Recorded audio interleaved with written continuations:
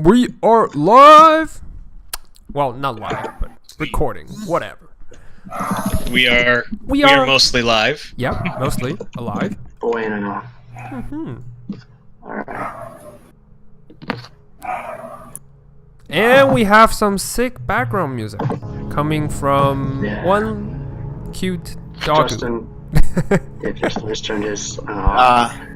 Amazing dog. Yeah. Yep. Yep. Alright. Alright.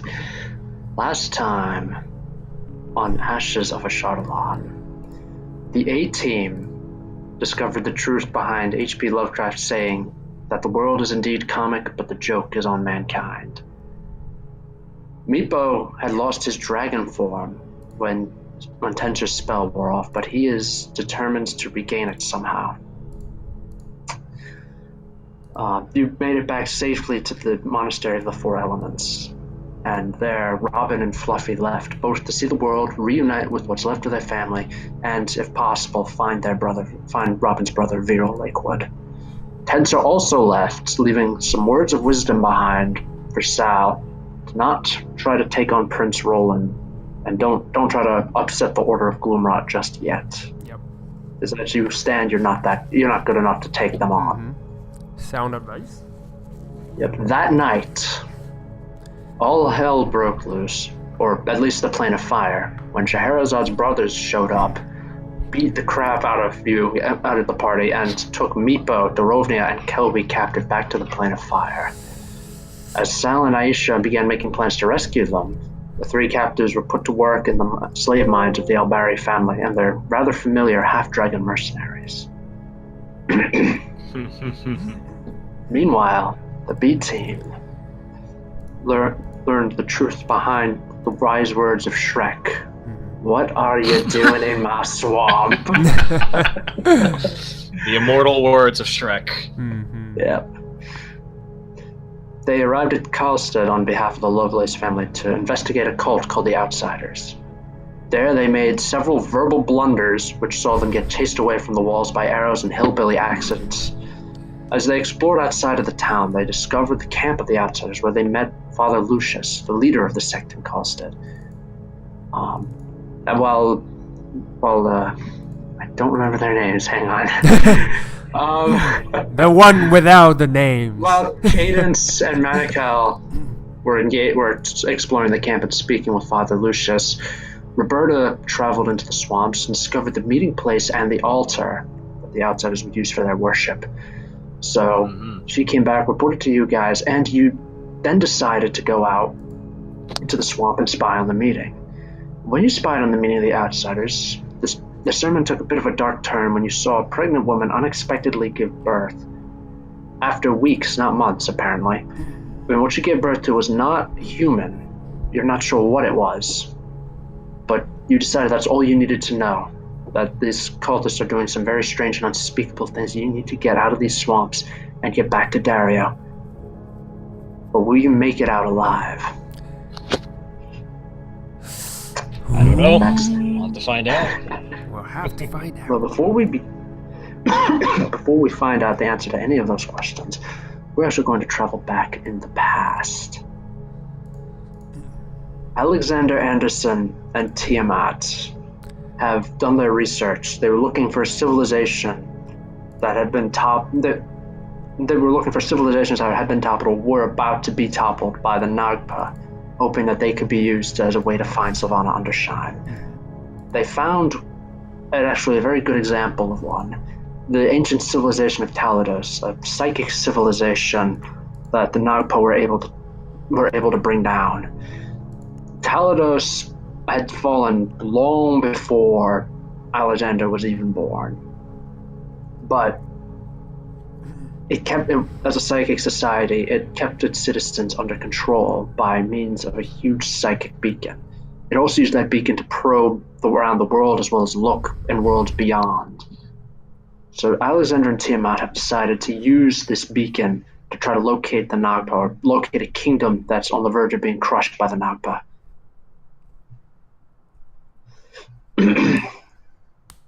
So they have arrived in Talados, deep beneath the waves, The water is held back by some ancient technology or magic. You're not sure which. And at this point, and when you look at this place, there's really no different. You can't really tell the difference between the two. The buildings are built with, and the designs carved into them are built with these rigidly geometric shapes. Almost no curves at all can be found in this city. Okay. The buildings themselves stand incredibly tall, a lot taller than most buildings you've seen on the surface, and you've seen some pretty tall buildings in your day. There's no dust anywhere, not a single speck can be found. It's like the entire city has been eerily preserved for thousands and thousands of years somehow. There's no skeletons, there's no signs of any upheaval. You find what you initially take to be hieroglyphs, but your divine knowledge, your divine powers can't translate them for you, so you assume that maybe they're decorative, or perhaps there's some kind of language that predates even the gods, so you don't know that, so you can't translate it. Right, okay. But you have found like pictures depicting life and society in Talados. And from what you can tell, it was quite similar to mind flayers, with the exception of eating brains. They would use their psychic powers to enslave people and force them to work and to build their buildings high. The overseers, in turn, were psionically controlled by a smaller group of nobles, a noble caste, you assume. The nobles would not deign to trade with other people. They would instead use their formidable psychic abilities to force other people to give them what they wanted. But these nobles, in turn, were ruled by a small group of about half a dozen creatures that are not human, elf, dwarf, or anything you recognize. They're tall and thin with 6 arms and great bulbous black eyes. You're not sure they're aberrations, but you're not quite sure what else they'd be. Mm-hmm. That said... And it's... Okay, yeah. I was to say, that said, Tiamat has occasionally wandered off, and when you found her, she's picking through the ruins looking for any kind of treasure to claim. But there's nothing there. Either the ruins were looted long before you got there, or the people of Talados did not place value in gold and jewels and traditional forms of wealth. Mm-hmm. This is a civilization just completely unlike anything you've ever seen before. It's completely alien to me. Like, I've never seen anything like even remotely close to this, I'm assuming. No. Okay. What about you've Tiamat? traveled around. Tiamat has never seen it either. She's more interested in gold, in the gold and the jewels, but she's not finding any. It's kind of frustrating for her. Okay. But she has never seen anything like this either. Both Alexandra and Tiamat are well traveled at this point. They have seen different architectural styles, ranging from the Gothic spires of Silverthorn down to mud huts built in a jungle somewhere. Mm-hmm. But nothing quite like this. Nothing so rigidly geometric. Okay. I guess Alexander is just taking it all in, like trying to be calm. I guess he's just trying to look for anything that would be like a clue, like anything that maybe stands out that doesn't seem right. Like, he's probably noticing patterns as far as like how things are built or something like that. He's looking for something that seems off enough that maybe it could lead to somewhere deeper, or maybe somewhere hidden. Because if something, for what they're looking for, it's probably not going to be in plain sight. Yeah, you actually do find it. You don't need to roll for this, but you do find over a couple hours of searching, you determine that like the bigger buildings are, like anywhere else, slightly more important. Mm-hmm. But so when you decide to check out the biggest, almost palatial building, it's big enough to admit an ancient dragon, and you've seen a bunch in your days. You know that even Tiamat's dragon form would fit in the corner of this colossal structure. Right. There's the audience. You see the audience hall. You see different chambers containing feasting room, storage. Again, Tiamat goes off looking for something of value until you pull her back on track. There's absolutely nothing. Yeah. There's nothing of value there. But then in a I'm curious. This chamber that seems big enough for an ancient, like an ancient dragon. could Can fit in the corner of this chamber. Yeah. Just a It's small big. corner. Oh, so it's Yeah. it's a big chamber. Yep. Can I look around and see if I believe that maybe there was something something even bigger than an ancient dragon? Like, I'm trying to figure out what could have possibly lived here that would require that much space, or if anything. You can make an Arcana check, a Nature check, or a Religion check. A terror. I'll give you your choice. I'll do religion. I think religion would make the most sense for Alexander. 28. 28. You don't think... Well, you saw the pictographs of the six-armed creatures that were worshipped as gods, but if the pictographs are anything to go by, they weren't big. They were maybe like 8 feet tall, only a couple feet taller than humans. They weren't big enough to warrant this kind of space. Right. Then again, you think that you've heard at least of sea creatures that could be big enough to fit here. Although to what end a sea creature would be brought in here, you can't fathom. I just look at Tiamat and just say, we should be on our toes here. This place is... It's been completely empty as far as you see. Yes, this is Alexander going like, this place is quiet, too quiet. Yeah. It's too quiet because it's either holding its breath or because there's nothing left. I'm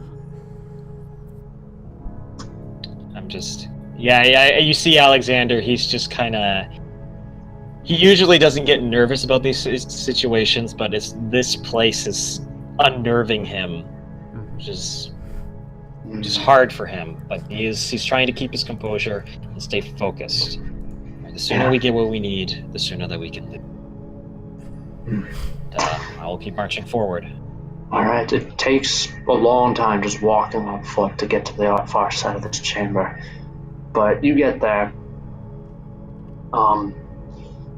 In the next, you find a door, you go into it's curiously human-sized for some reason, or at least sized for the 8-foot-tall, 6-armed thing you saw in the pictures. Right. But when you open the door to the next room, you come to a curious room. It's circular in nature with entrances all around it. This entrance you came through is only one entrance of many. It's got a seat in the middle of the room. The seat is centered inside of a large pit. Around the pit are these large stone columns carved with geometric shapes, and set into the columns are regular intervals of purple crystals. You believe that these crystals are designed to amplify psychic power, and you guess this is probably what the people of Talados used to keep an eye on others, or to force others to bow to their will. Right. While you and Tiamat do not have psychic powers of your own, you are gods. So it might be possible to use just the sheer force of your personality or will to to make this device do what you want it to do. All right. Yes, we're trying to Modify find reality. Sylvana. Nice. Well, we're trying to find Sylvana at this point, correct? I believe. Well, not Sylvana. She's way too well shielded. But you're trying to find the Nagpa. You think that finding the Nagpa will lead you to her. Right. Sorry, it's been a month. I'm just trying to kind of remember a couple things. I will take a look. First thing I'm gonna check, because Alexander is paranoid. He's gonna check if there's maybe any hidden traps, maybe anything that if I try to sync up with these crystals, that something will like attack us or something will activate that will harm either me or Tiamat. You can make an Arcana check to try to figure out what the crystals will do. You can make a perception check to see like any evidence of any kind of physical trap. I'll do physical trap. Let's do that. All right. Perception. Yeah, that's a natural one. Nothing that you can I see. think we're okay. I think we're okay. Alexander is like he's thinking like, oh, I'm just being paranoid right now. I just need to myself. So Nothing that you I'll can just see. sit down. I'll sit down in the Alright. chair and see. If you're going to sit down and if you're going to sync up, you're going to impose your will upon these crystals. You need to make a charisma check. Okay. Just a check. Just a plain charisma check, yeah. You got it. Oh man, what is happening? Oh boy! Yeah, you attempt to impose your will my god. on the crystals, and the crystals respond negatively. You take 11 psychic damage from the backlash. Yeah, psychic backlash. When you stare at the crystal stares back. Yeah. Alright, you can try it again though if you like. There's not like you don't think there's any like limit to how often you can try. It's just gonna be if you had psychic power, you could just do this at will, but you don't. So I wince from the pain, and I kind of just sit down, take another deep breath, breathe in, breathe out. I have to do this. I have to solve this. I have to fix this, and I will try again. Much That's better. much better. All right. You impose your will on the crystals once more, and this time they respond positively. And suddenly you feel as if your mind is completely free from your body. Like you look around for a moment and you realize you're floating in the air. You look down, you see yourself sitting in the chair. You see Tiamat just like standing on the far side of the chamber, squinting at you, trying to figure out what's going on. Right. And then you have the feeling that you just need to think, and it will show you whatever you want to see, if possible. I close my eyes, kind of letting my mind kind of like empty for a moment of all the thoughts and stressful things that have been going through me. And then I just focus on one thing, and one thing only. The Nagpa, the Nagpa, the Nagpa. Where are they? All right. You feel like you feel a slight tug as the crystals resonate with your will, and then everything just around you just blurs for a moment. It blurs into this just mass of colors and then refocuses. And you see these two hunched over vulturine creatures leaning on staffs, looking down at a kingdom. And as fires are starting to rise from it, as riots are going on, and you know exactly where they are. And then you're back in your own body. Okay.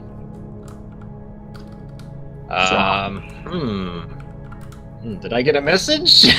Sorry, I'm just waiting for this. Yeah. Oh, okay, I see what happened. Okay. My question is that do I know the name, or is that a secret? I will whisper it to you. You may tell it when you're ready. Okay.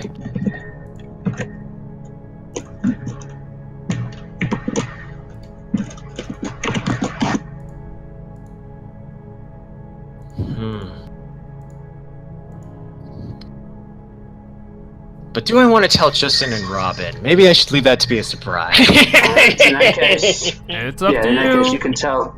It's- You can tell. We're not there. You know what? I think from like a narrative perspective, I think it would be kind of more interesting if they didn't know. Alright.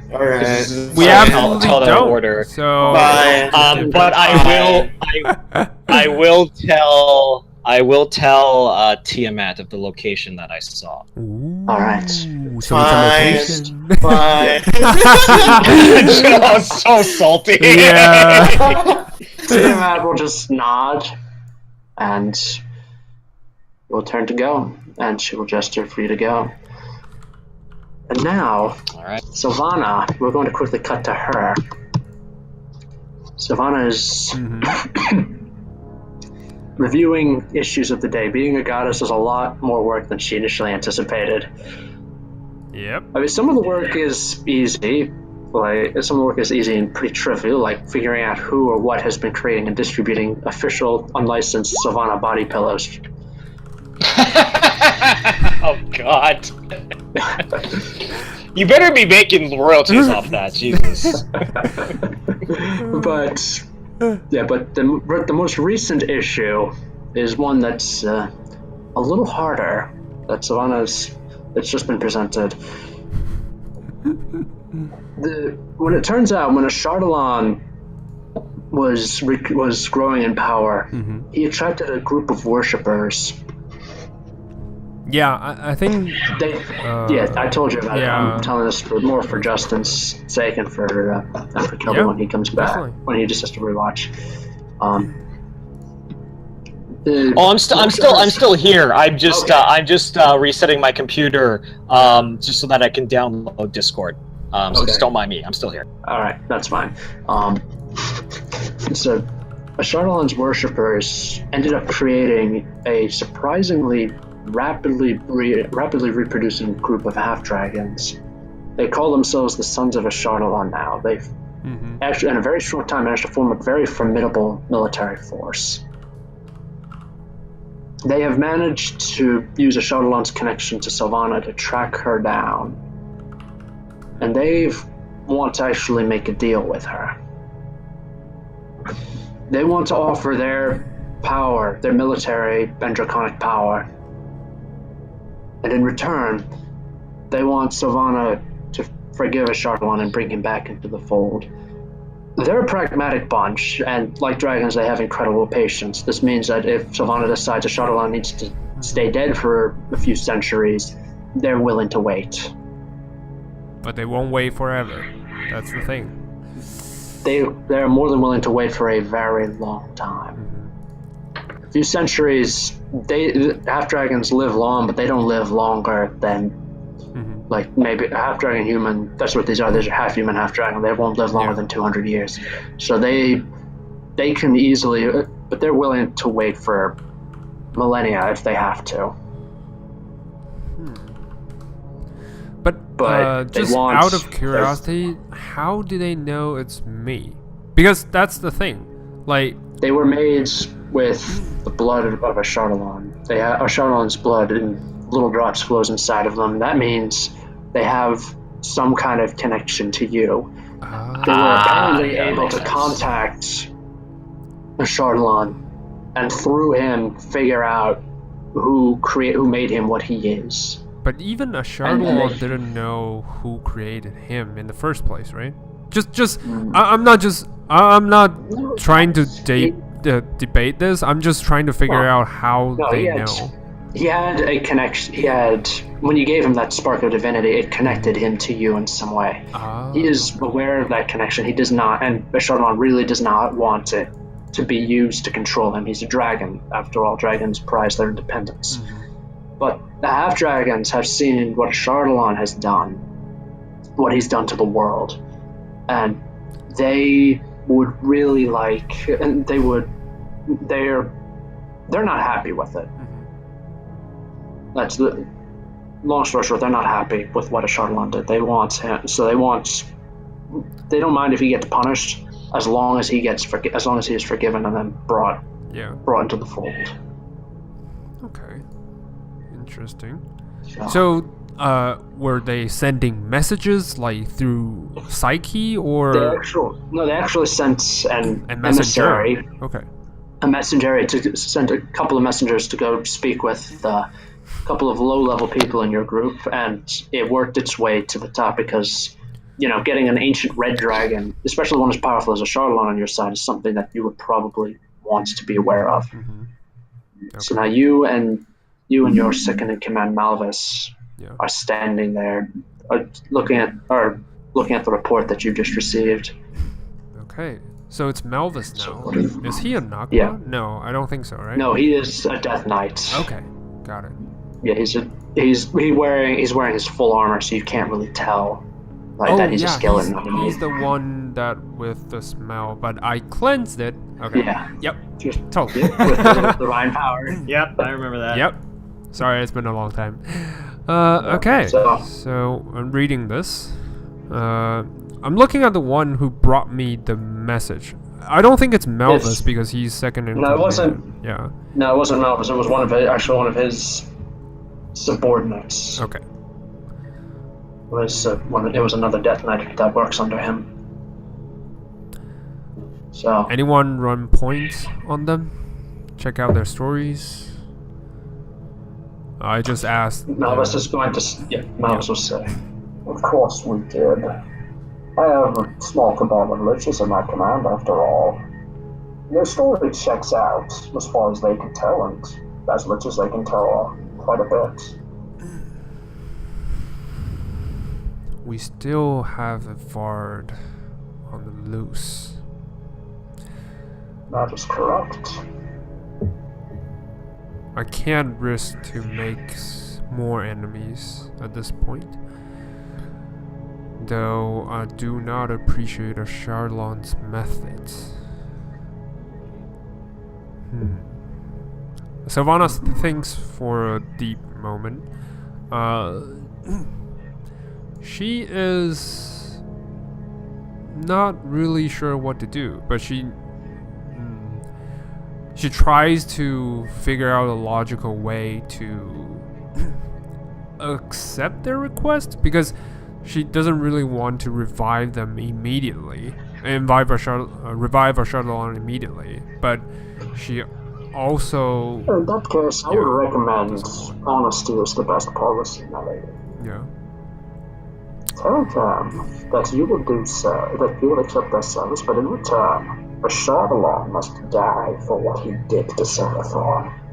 You will be raised when you feel that he's learned his lesson. Well, according to what they call themselves, the Sons of the Chardalons, I don't think they'll appreciate this. They said that if that's what it took to bring a Chardalon into the fold, then they were willing to accept it. How long have they been exist? Like how long is this cult? Well, is this group found? It's not very long, only 200 or 300 years, maybe 500 at the most. They're younger than a Chardalon by a lot, that's for sure.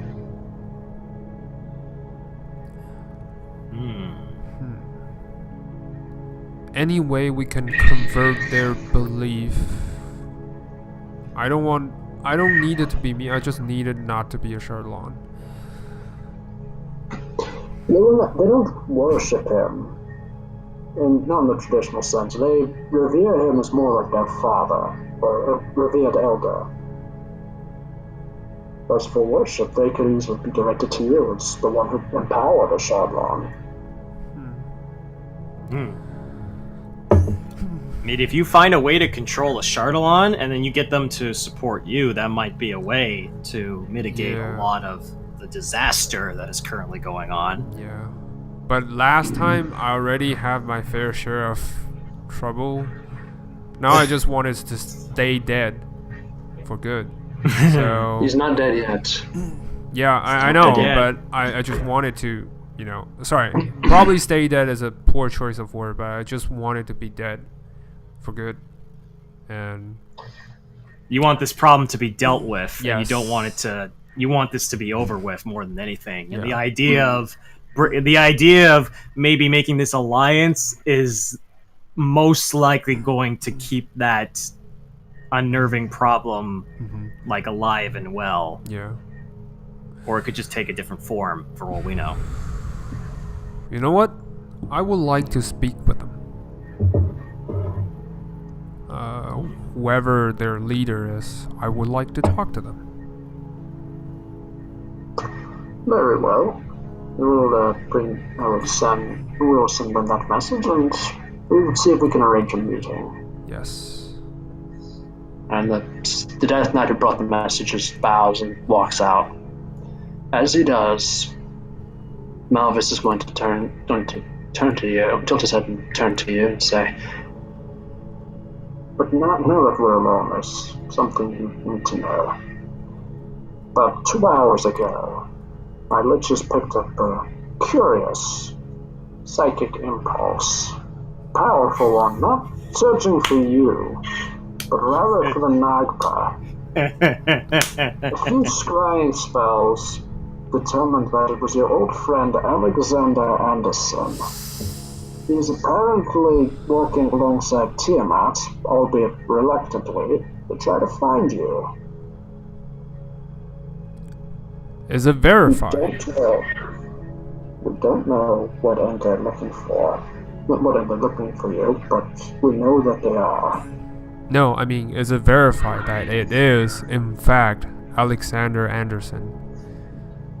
For the time I know the man, he would never work side by side with his deity's sworn enemy. Perhaps. If they believe that it's great, that the reason is great enough. And what might Tiamat want? With you? I don't know, but it can't be good. Perhaps she wants to know how you empowered a Shadowland. Perhaps she wants a Shadowland. Perhaps she wants you. Perhaps all of it. Who knows what she wants, who knows what he wants. All we know is that they are looking for you. And with your permission, I can settle this. Settle this? How? I don't need more enemies on my tails. No, it won't be. Tiamat is everyone's enemy. She's always on everyone's tail.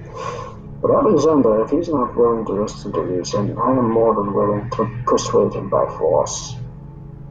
That's where you don't understand him, my friend. He's not the kind that will be pushed down by force, especially after This he's corporation risen. will put him. That is true, but this corporation will put him out of commission for a long time. At any rate, you should not be the one to talk to him. Because if they find you, then they have their goal. Kolskexis, the Nagpa, right? That's his name. Sorry, I'm asking Yes. as the DM. Yeah, Kolskexis. Have them secure their location. Put up wards. Change their base. Whatever they do, just drop Alexander off his scent. I have too much on the scale right now. I can't afford. Interesting. Yeah, I can't afford another old friend's visit. Don't worry, it will be done. And do not, I mean in any circumstances, directly engage with Alexander. Do I make myself clear?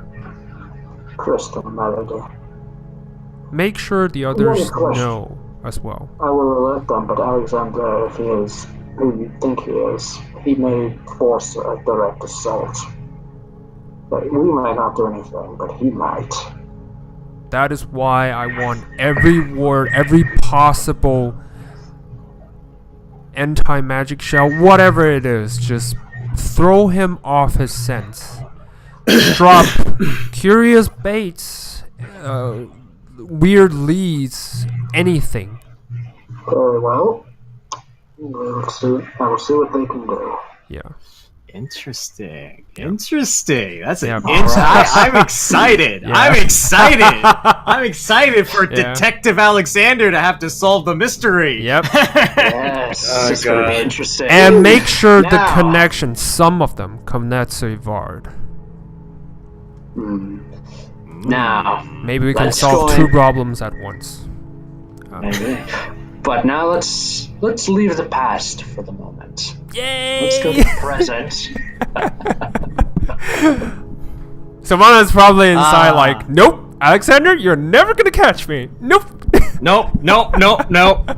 Just It's nope. gonna turn into Catch Me If You Can, Yeah. the movie, starring Alexander and Sylvana. Yeah. Well, since Alexander's technically older than Sylvana, it's going to be less catch me if you can and more catch that kid. Yeah. So true. What is Viral doing? We What don't is he doing? know. This is killing me inside.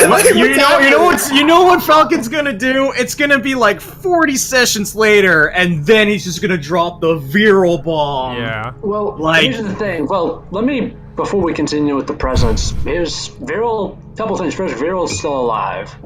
Second, he does not have access to Artiviator because he doesn't really need it. And he can take a move action to teleport his speed. Alright? Jesus. He is very good. And he's very tough at what he does. He's good at getting into scrapes and he's good at getting out. As for what he's doing, well, we'll have to wait and see. Yep. Yeah. He's still alive. At this point, he's still alive. Look, if you want me to, you could just say, hey, maybe Alexander can just be inspired and go like, hey, maybe I should go find Viral and drop the entire plot. I'm just gonna That's stop. fine. It's fine. Yeah. Alright. Oh wait. Yeah. Alright, so let's skip to what Sal is up to. All right. So Sal, Yeah. the sun has actually risen. Aisha, after saying some bad words and Oren realizing what had happened, she said that she's going to get some help, that you should either find somewhere secure and finish your rest and just recover from the fighting from the previous night. yeah, I didn't take any damage though. It was more like I tried to deal damage, but But you couldn't. yeah, they were too fast. Yeah. And, yeah. Very Yeah. powerful. So, the next day the sun has come up. You eat your breakfast, and as you ascend to the top of the Tower of Air, Aisha is waiting for you there. She says, well, I'm glad to see that you came back, and that you're still here, that you haven't been kidnapped. Just I can't say if that's lucky or anything. Just said, well, before we go, I do want to talk to you very quickly. Just explain something. And before I explain this is going to sound very cruel, so I want to preface this by saying that I am on your side. I would not have gone to the trouble of helping you out the way I have if I wasn't. I nod. Alright? Cell nod. Yeah. She's just gonna take a deep breath, fold her arms, and say, the only way to say this is to say this. Everything that's happened to you, what the Albaris did, that was entirely because of your wish. Right? They would have taken you if you had not made that wish. Yes. I'm aware of that. And I know you made that wish out of an attempt to not be kidnapped the way you were at Gloomrod. I understand that. That is very understandable. But the thing about a wish, even a simple wish like that, is that it has repercussions that go beyond what you can see. Wishes, even the simplest wish, are powerful spells that completely alter the fabric of reality. For example, let's say you wish for a back rub. So who's the masseuse going to be? A gorilla? Is it going to be a dragon? Well, let's say you're a little more specific. You say, I want the best masseuse in the world to give me a back rub. Or the best masseuse in the universe to give me a back rub. Who is the best masseuse in the world? Do you know? Cthulhu! No, just kidding. The old god just drop in. I really doubt Cthulhu is really good at backwards. No, Cthulhu is pedicures. Yeah, there we go. There we He's an go. esthetician. Man. But Aisha just says, do you know who he is? For all you know, he could be the one thing that's holding back. He might not be a professional masseuse, he could be the one thing that's holding back a tide of unspeakable horrors. And by taking him away to give you a back rub, that tide of unspeakable monsters comes flowing in, and the multiverse is in deep trouble. It could be that he's a champion of evil. who just happens to be very good at giving back rubs. And by bringing him here, you've helped him escape justice. He may not even be something of importance. He might be a family man, but then by making you a wish, you just snatch him away from his family. Hey, Mommy, where did Daddy go? Oh, I don't know, honey. Sal spirited him away because he absolutely had to have his back rub. Now pass the potatoes, would you? The long and short of it is, a wish is a powerful thing. A wish, people might be born who were never born, people might die who never died. Nations will rise, nations will fall. Entire worlds are born and destroyed on the basis of your wish. A wish should always, always be a last resort. Even if the second to last resort is do without and take your chances.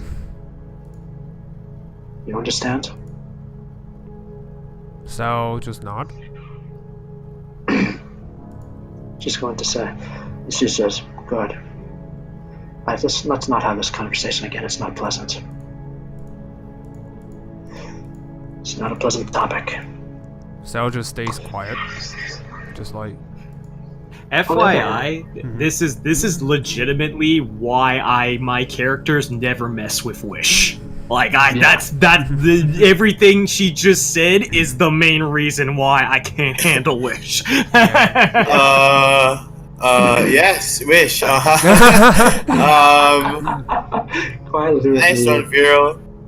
Okay, alright, Feature just gonna soften. She's gonna say, well, good news is I found some excellent help to help you rescue your friends. Yeah, I'm just waiting for her to introduce me to the help. So I'm like... Yeah, she's gonna lead you. I bet she's going. She's going to say, but first one. Yeah, CTU. Oh my god.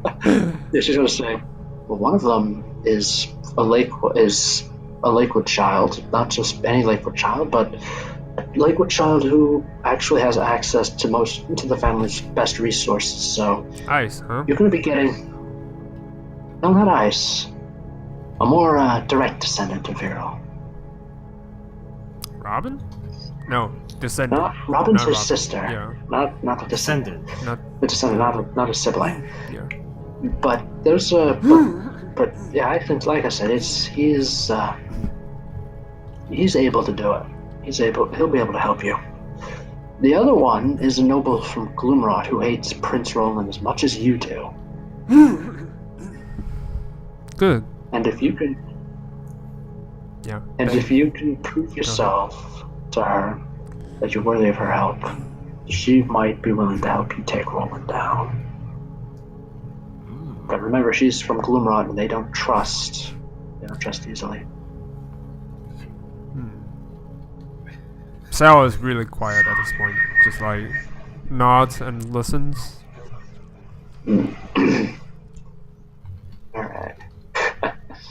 Alright, so she's going to take you to the Tower of Earth where the library is. Joe Stores, maybe. Oh no! That's gonna be hilarious. Yes. Alright, so is one of them a Stan user? Oh shit, Avard is Dio! Oh god! Oh, So- no. Who's Dusk of the Lakewood? Hold on. Oh, who is Joseph? You're about to meet them. Yes! We'll Damn find it. out Actually. immediately. You're gonna find out. As you enter the Tower of Earth and go to the library, you hear the voice of an older woman say, "I'm old enough to be your mother. Why are you stop hitting on me?" Oh boy. And then, Oh my god. I need a moment to get this voice down. Hang on, let me just find some music and buy some time. Okay. Just. Well, who is it gonna be? Interesting. Yeah, you hear a voice say, But hang on. I'm like, this is like he must be doing a really good job because this is some lovemaking music right here. So sweet. I swear to God. Please let this be the noble. Yeah, no, he's going to be A scoundrel, noble. Yeah, he's going to say, well, you know, an older woman knows what she wants, confident in who she is. I just realized what this is. This is super seducer music. That's what this is. I was like trying to find the specific thing, and it's like, yep, all right, loving this guy already. Yeah, you actually hear this music playing. And when you go up into the library, you see two people standing there. And there's a little music box on a nearby table that's actually playing this music. Oh my god. Yes. Yeah, behind it, there's the one who's making the moves on the woman is a young man. If Alexander was alive, he would probably do was here right now, he would probably do a double take and wonder if Viral had come back from the dead. He looks very much like him, except whereas Viral had brown eyes, this guy has one brown eye and one blue eye. Ooh, okay. He's dressed up in it gives him a very mischievous look. He's dressed up in swashbuckler outfit, like very Three Musketeers style. Complete with the surcoat that has the Lakewood crest on there, coat of arms on there. He also doesn't seem to carry any kind of weapon, any kind of sword or short sword or bow or anything like that. He just has multiple belts and bandoliers of daggers. Okay. Okay, interesting. Yeah, the woman that he's apparently hitting on is older, like in her 40s, in her late 30s, early 40s. She has this very hard face.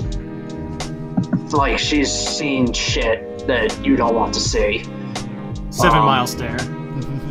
Yeah, 1,000-yard stare, basically. Yeah, 1,000-yard stare. She's wearing a heavy jacket. Okay. Even though it seems like she should be hot in there, she's not. Just a heavy jacket held together with the top button held together with a brooch that has a curious coat of arms you've never seen before.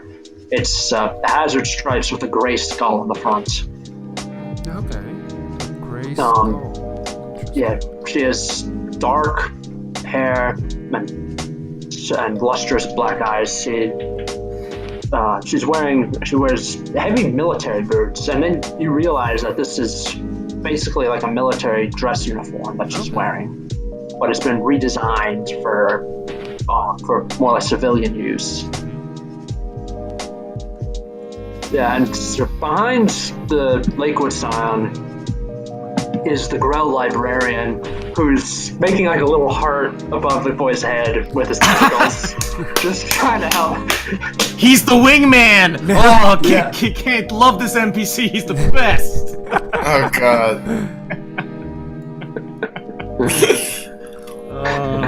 Yeah. Now, as you come in, the boy just quickly just reaches out and quickly just shuts the music box. All right, that's just it. That's fucking on point. Yeah. Yeah. So he just quickly shuts the music box. He's like, "Oh, this is not what it looks like. I swear, it's not what it looks like. Promise. You're not buying this, are you?" All right, Sal. How do you respond? How do you respond to this? You're looking at Aisha, she's just like pinching the bridge of her nose and shaking her head, so just muttering to herself, "Give me strength." Should I care? Should I even care? Sal just walks towards them. It's like, so, are you the ones that can help me save my friends? Yeah, Sebastian Lakewood, by the way. And yes, anything that involves tweaking the noses of those stuck-up Albaris, I'm more than in for. Have you ever fight an Ifriti before? I have killed an Afridi. Does that count? All right. Well, if That's you're good. willing to help, I have nothing else to complain willing. about. I'm short on He hand, so looks I'll at- take any help I can get. Even if it's from someone who looks like this. Yeah, he looks at the woman and he says, "You didn't answer my question. You must not know."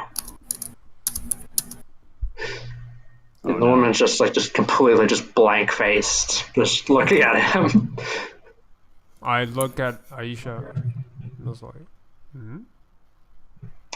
Yeah, she says, "I apologize, Sebastian. The Lakewood family, for centuries, after the family nearly died out due to the fact that there was only a single heir produced, the family has had a policy that every member must have at least one child. So Gotta I have one am kid. so sorry that he's behaving like this." I'm actually fine. As long as you guys can help me rescue my friends, I really don't give a... Yeah, Sebastian Right. just quickly, in the blink of an eye, just pulls out 3 daggers out of a bandolier and then just lobs them at the wall. One, literally just, they landed horizontally with the crosspiece horizontally, and they're literally one on top of the other. Damn. Yeah. It's Slick. he looks at it, he's like, is that good enough for you? What? Oh, it's a I see he special points to what technique he did, kind it's of thing. Yeah, okay. It's not a special technique, it's called years of practice. Okay. I nod. Yeah. Just like, okay. At this point, Cell is more like he is not impressed, but he's more eager to save his friends than showing his impress. At this point, he just feels like, I don't care who I team up with. It's kind of like, Yeah. you'll do, get in. Yeah, just like get in the car. You two look Yeah. good, get in. So she what's your name? Yeah, the woman Yeah, just my looks at lady. you. She says, "Jania Karad."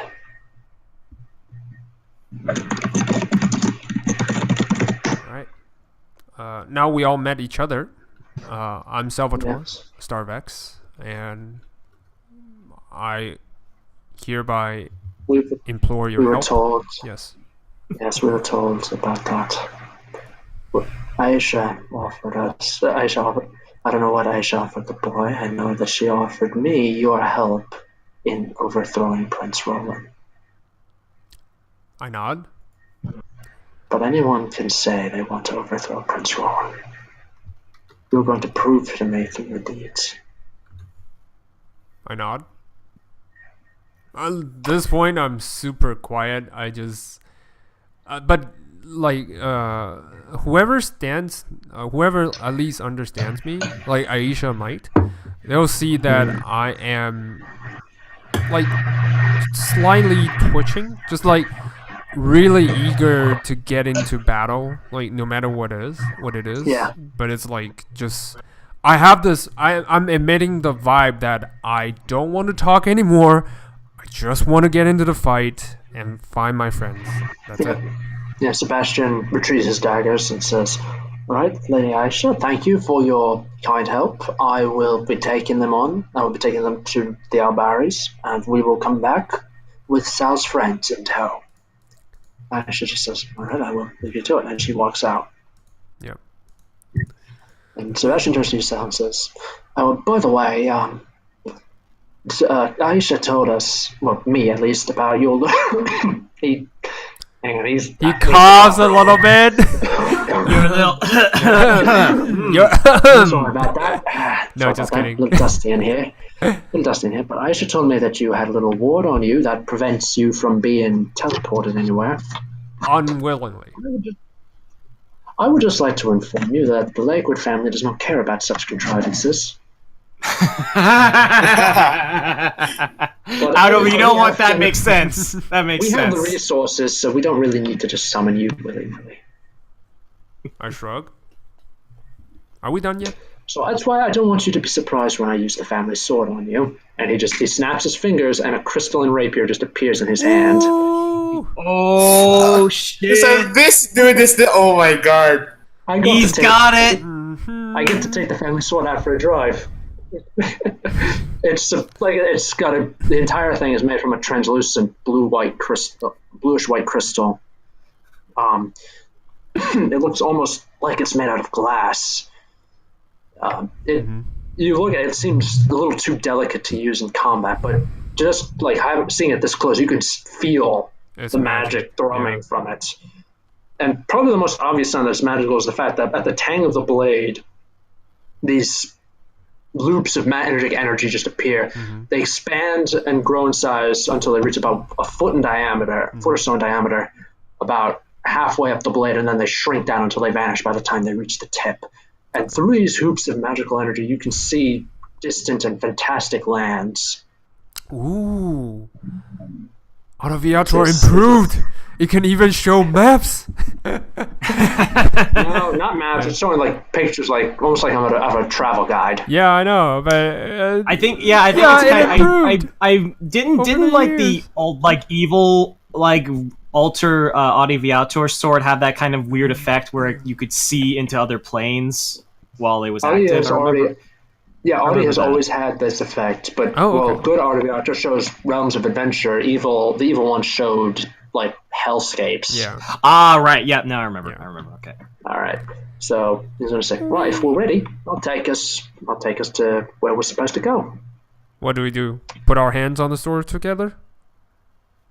He just simply stabs the sword point first into the ground, and then a loop comes shooting down and hits the ground. It doesn't shrink when it reaches the halfway point. Nice. It just grows and grows, and when it hits the ground, it expands until it swallows all three of you. All right. And then you find yourself in this volcanic waste, not just like staggering in this volcanic wasteland. I guess this Jania is it. Jania doesn't really seem to be affected by it. And yes, I mean, Well, none she's of teleported yeah, with I you, just but teleported. she- So it should yeah, be but fine. she doesn't seem to be as disoriented by it. Okay. So she says, yeah, I know it looks like hell, but trust me, this is the plane of fire. I've used Audi before, and I promise you, I am 95% sure this is the right place. 94%. I Actually, just now I looks think at about it. him, stare when he says 95. Yeah. Some checks. He's like, oh yeah, we're about 20 feet off point, it looks like. Right, follow me. It's over this way. I look at Just gonna walk in, grab Yeah, Kel, I and look be like, at all right, we're Jenna. done here. Adventure over. Yeah. I look at Jenna as like, What, sorry, you look at who? Jenna? Sorry. Jania, yeah. Jenna, You yeah. look at her.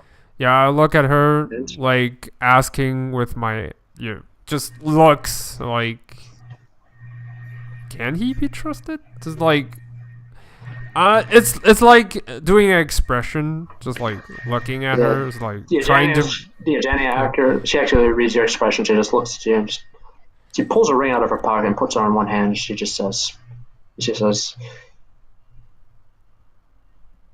he's overeager. We can use that. must be compensating for something. But anyway, He's young. He's the Yeah. youngest of the four direct heirs to the family. Oh shit, there's 4. He has a lot to prove. like I said, Writing that down. She All right. said, just she looks I at just you walked very, here. yeah, she looks at you very seriously and says, we can use his enthusiasm. Be careful not to let it use you. Duly noted.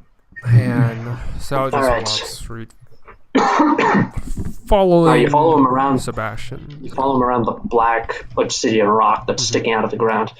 And about 100 feet ahead, you see there's a group of humans, half elves and half orcs. They're basically made almost like a small camp. Nearby are these large black beetles that have saddles, reins. They're made up like horses, basically. And the humanoids there, they are all wearing like military almost like I would say like Arabian military, basically, Okay. like with masks to protect them and loose clothing to protect them from the heat. Mhm. And stitched into all of their clothes is the Lakewood coat of arms. Huh. Interesting. There's about 20 of them in total. And when Sebastian looks back, sees that you kind of like just astonished to see this. He just spreads his arms and says, "What, you really thought we were going in there alone?" Well, that thought might have crossed my mind, but seems like you have it all planned out. Good for you. Yep. Yep. I just follows. Yeah. All right, he's just going to gesture to everyone to mount up and get going.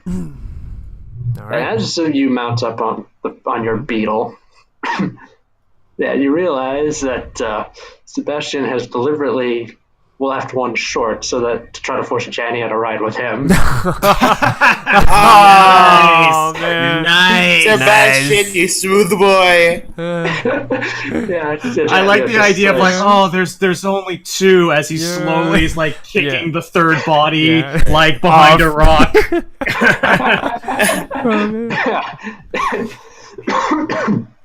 Yeah, Jania, she just looks at him and she says, "I see you've done this before." And but then she just like this hint of a smile on her face. She says, "You haven't done this often enough." And then she just takes one hand out from behind her back and just like does this raising motion with it, like almost like the Night King raising the dead.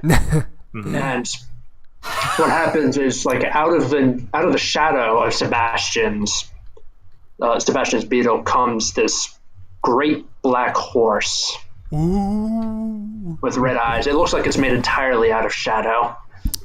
Phantom Steed. And then she pulls herself on there and says, "The way." Sebastian says, one day I'll get you." Deny. I think Sebastian needs to talk with Viral before the end of this campaign. You have failed me, my child. You have failed me, my son. Your tactics are not wholesome. Yes. I'm disappointed. It's not Disappointed. refined. You need Not Grandpa refined to like teach you me. some skills. It's not refined like me. I dated a corpse. Just say. Not one corpse, a bunch of corpses. Bunch Yeah, of Fused together, corpses. but a bunch. Yes. It was an entire harem stitched up into one woman. Mm-hmm. Oh God, I forgot about that. Yeah. And she's reborn into an actual woman. So there's that. Yeah. So There's that. That's no true. beating that. That's true. I'm assuming Kel is just mining rocks. Yeah. Actually, before as Sal and his new posse trundle along, Sebastian will basically inform you like what they're planning to do. He's going to use Autoviator to cast Pass Wall and basically open up a hole in the side of their mountain, and you're literally just going to walk right in. But how do they know where my friends are? How do we know that? Because we have no recon done, so they could You be didn't do anywhere. recon. Yeah. They did. They did. Okay. They did. The Lakewoods did. All right. They're going like My children. Yeah, always do the recon. Yes. Hey, listen. You always send the rogue to scout ahead. It makes sense. That makes sense. but we have a family of rogues here. We have a family Yeah. of rogues. It's an I am enterprise of rogues. Not They've only gone that- national. Well, international. More like multiplanar. Yeah, But multiplayer. not only that, they actually managed to slip a spy on the inside. They brought them out. These guys are really smart. I Yeah. am so happy. I'm a proud granddad. Can I ask him to describe who the spy is and what it looks like? Just so that I would know once we. Yeah, he's gonna look ahead and then look back at you for a moment and say, no, But don't take it personal. Not even the troops know what the spy looks like. All right, only I do. It's security reasons. That way, like we have to get out, and we can't get you out in time, and you get captured. They can't torture the information out of you. All right, fair enough. And I defy them to capture me when I have Artiviator. All right. Well, lead the way, I guess. Yeah. Yeah, the one thing he does have enough of for everybody is actually decanters of endless water. Mm-hmm. And he's made sure to pass it out to everyone. Did he drink a little and then pass it to Genya? It's like, no, oh, my lady. No, he's not that. Everyone gets their own bottle of endless water. Oh, okay, interesting. Well, that's pretty dope. Yeah. She'll be like, "Oh, I only have 2. I'm I only have 1." I'm kind of curious because, like, I wonder if Kel would be like exhausted in the fire plane, being like a water Gensai. I'm honestly not too sure how that would work. Well, that's actually an interesting question. The reason Aisha didn't come herself is because the Afridi have a nasty, nasty habit of kidnapping any genies that come into their plane and enslaving them. Ooh. Right, yeah, makes sense. Okay. Yeah, so I'll probably say for flavor that Kel is probably having a rough time. He's super more dehydrated than everybody else. Yeah. Okay. All right. So as Sal and his posse go along, let us cut to Kelby and Meepo. Yay! Meep. Meep. All right, it's just Kel and Meepo. What are we doing? Well, the first thing is that you were actually separated. Oh no! They did not keep you together. Oh no! Meepo has been assigned to the Kobold work gangs. With friends. Again. With not friends. Well, these are not the same ones that he used to live with. They don't know his reputation. Yeah. As far as they're concerned, it's just another kobold. Yeah. As for Kelby, he is on the wheel. He is on the slave wheel. Oh no. Oh. This is literally shit. Here we go again. Yeah. Yeah. Well, so true. Oh man. What the slave wheel is, it's basically like a giant hamster wheel. Wait, what? It's an actual wheel? Oh, man. Well, yeah. It's essentially like we need this wheel to be a gear and a cog. Let's not use magic. Let's just use. We are the engine. Absolutely, 100%. This is Conan. Yeah. It's. Yeah, I was going to say 40k because the Albaris are rich and powerful enough that they can afford to use magic to automate this, but they'd rather not. Oh. Gotcha. Yes, gotcha. especially since genies of all kinds like taking slaves. Mm-hmm. Although, to be fair, for Jinn like Aisha, they're less slaves and more like forcibly adopted family members. Mm. Kel is just on the wheel and he's just like running, sweating. running. He's taking his hood down. He's not even running. He's more like shambling a little bit at this point. Yeah, he's just been exhausted. Yeah. You've been on there for about 3 hours at this point, and you've got another 3 or 4 hours to go. Gotcha. Damn. So, yeah. Just keep on moving. Think happy thoughts. There are a couple of half dragons who are keeping an eye on you. They're not whipping you or anything. They're just they are armed with long spears. They occasionally just give someone a poke if they start slowing down. Oh. Right. So, but other than that, they they just keep an eye and make sure that you're still walking as quickly as you can.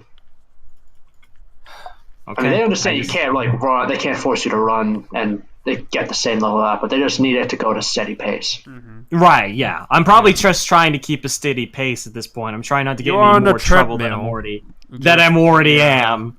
I mean, granted, I am a monk, so I am fit, but I feel like Kelby is, because of him being a water Gensai, he's having a hard time keeping pace. Yes. Like if he were anywhere else, he would probably be fine, but not the fire plane. Can you still cast spells? Just out of curiosity. He can, but if he does that, that will likely get the half dragon. No. I mean, he can replenish himself with, create water or, Well, no, that's a good question. I think I can. I can technically, because as far as my water Gensai race abilities, but I probably wouldn't have been doing that because I was afraid that if they saw me do that, they would just literally, they would poke me or take the water away. I probably did do that maybe when I was alone, in a prison cell, just make a little bit of water and kind of hide it. Yeah. But I just stay on the wheel, and whenever we're allowed to get off, I'll get off. Well, here's the thing. Because of here's the thing. It's lit. The room is lit. Apparently, the half dragons thought it was too cold in the room, so they lit a giant fire in a fireplace. So, you actually have one level of exhaustion. You got it. Man. Yeah, you've been at every 2 hours you're on here increases your levels of exhaustion. Wait, what? Every 2 hours? Oh yeah, this is not a fun time. Hot, it's hard work, and they're not half dragons aren't going to let you rest. When you reach 5 levels of exhaustion, you're going to basically collapse, and then half dragons will drag you out and carry you back to your cell where they'll let you recover. Wait. Interesting. Okay.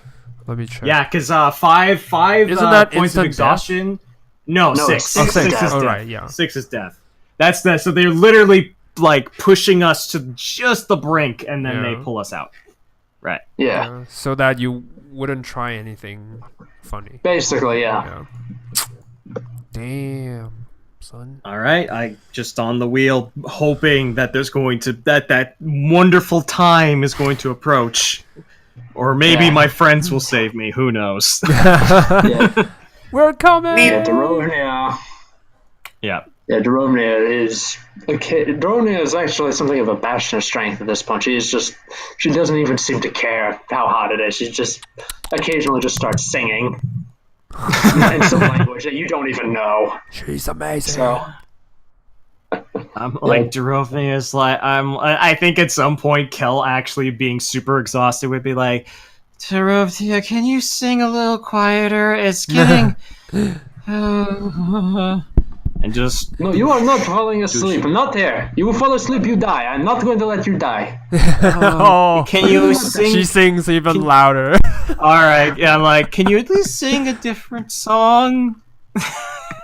You've been singing the same song for the last 2 hours. I've been singing plenty of different songs. It's not my fault. You do not know the legend. You do not know the language.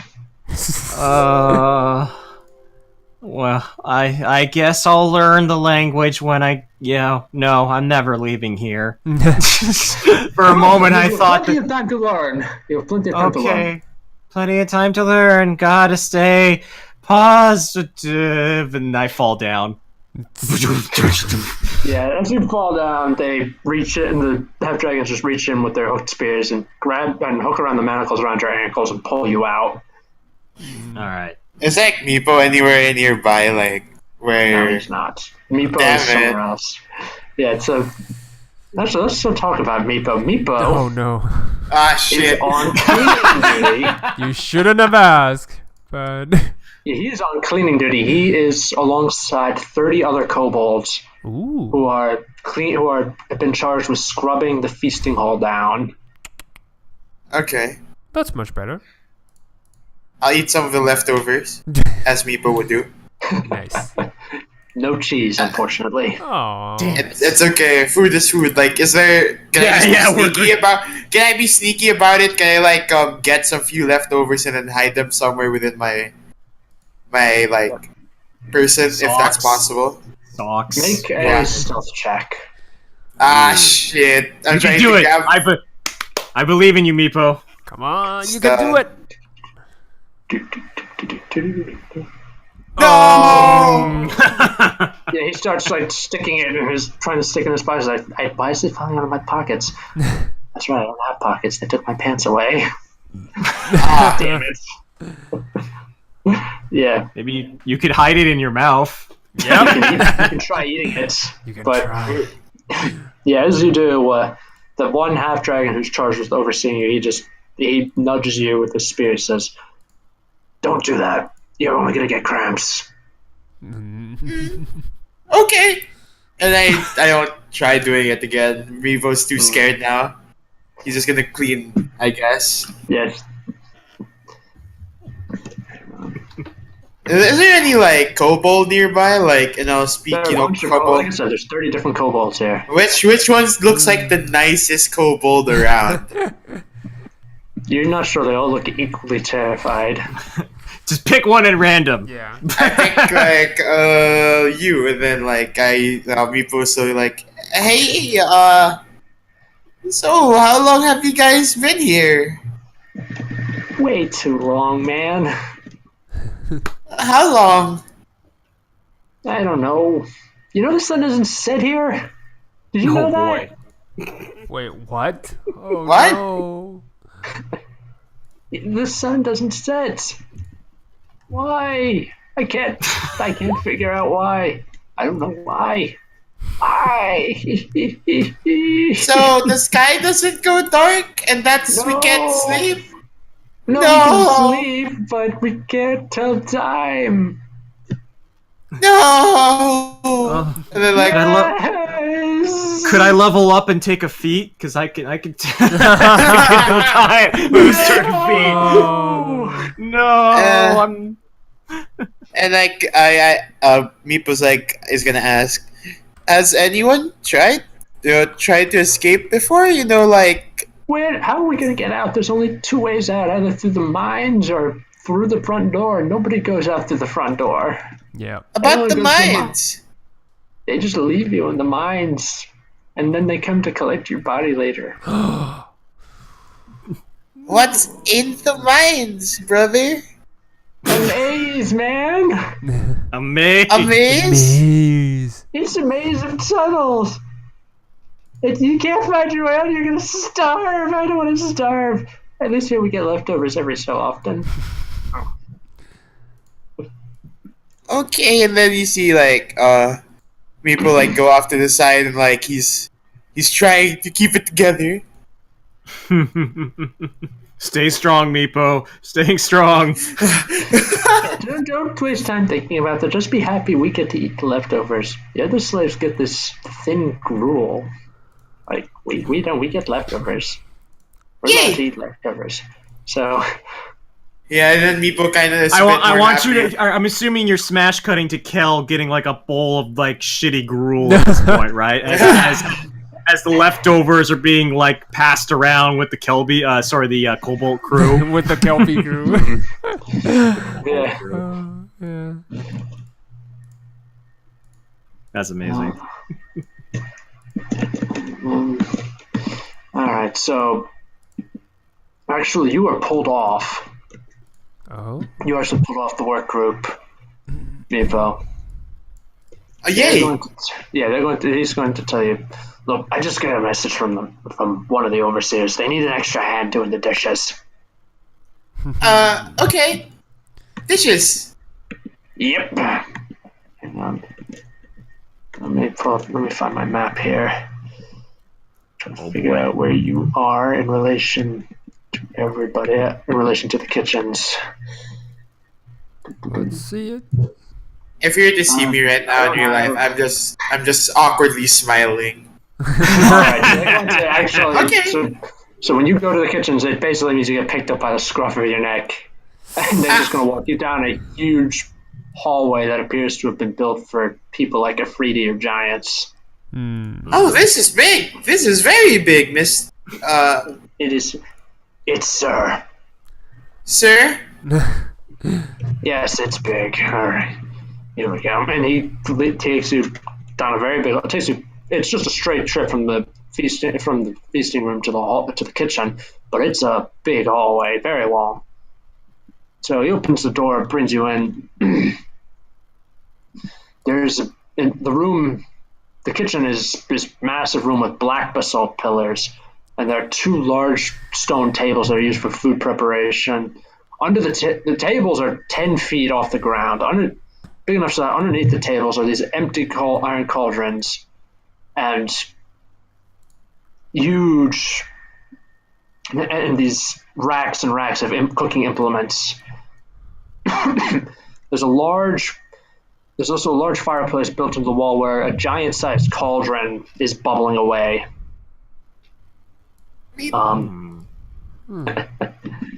Dancing around the cauldron, giggling away, are these creatures, these tiny creatures with wings and big noses that look like they're made out of smoke.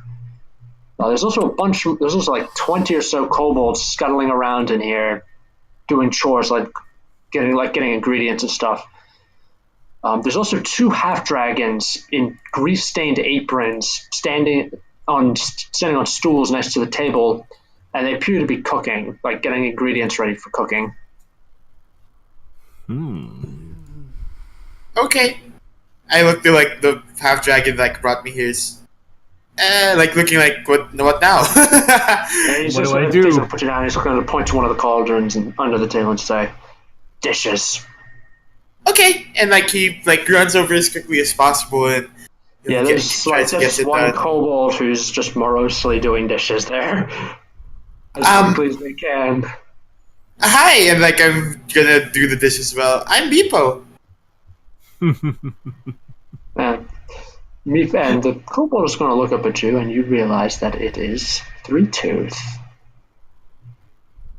What? Oh shit! Your old kobold flame. Oh shit! Is this Three Tooth? Is this your girl? Oh, is this your girl? Wow! It's your girl! It's your girl! Yeah. Okay, now play the super seducer music Yeah. now. Yes, that's perfect. He has. Let me show Sebastian how it's done. Yes, with the negative charisma kobold. Yes, that sounds very good. I Don't think, like, underestimate kobolds. They're amazing. Meepo is just stunned. Yeah. They're just going to just like, shh, do the dishes. Scrub. Dishes. Scrub. Dishes. Scrub. Come on. Yes. Okay. Listen. Buddy, listen. I have a bit of a plan here. Alright? Yeah? A plan? You ready to help me with the plan? He's just nodding along. He doesn't even hear what Sweet Tooth is saying. He's just nodding along. Yeah. Sweet Tooth is going to take a metal plate out and whack him on the nose with it. Hey, pay attention. Pay attention. Okay. Listen. I'm going to perform the greatest theft in the history of thefts. And I'm going to do that by stealing every single slave out from under the Ifrit's nose. Okay. That includes you, by the way. Yay! Wait, then there's like, he whispers like, how are you gonna do that? Well, I have not figured out a way yet, but I am confident that I will. I've heard... when I first day here, I was taken to another room to polish what I thought was a giant suit of armor, but on closer inspection, I realized that it was not a giant suit of armor. It was an iron golem. Oh boy. Yes. It just didn't have a power source, and if I could find the power source and steal that and put the power source in there, and I could command the golem, and if I could command the golem, I could command it to beat the crap out of this stupid Ifriti, and while they're trying to get their little iron golem under control. See where this is going? Yes. Then tell me where it's going.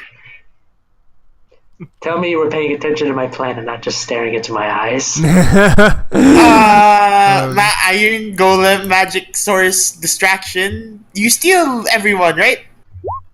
Yeah. Deception check. No, alright, so I just need to figure out where a magic source is hidden. I'll tell you what, Beaver, right? Yeah. She remembers my name. Senpai knows my name. I just want to ask you a quick question. How good are you at doing dishes?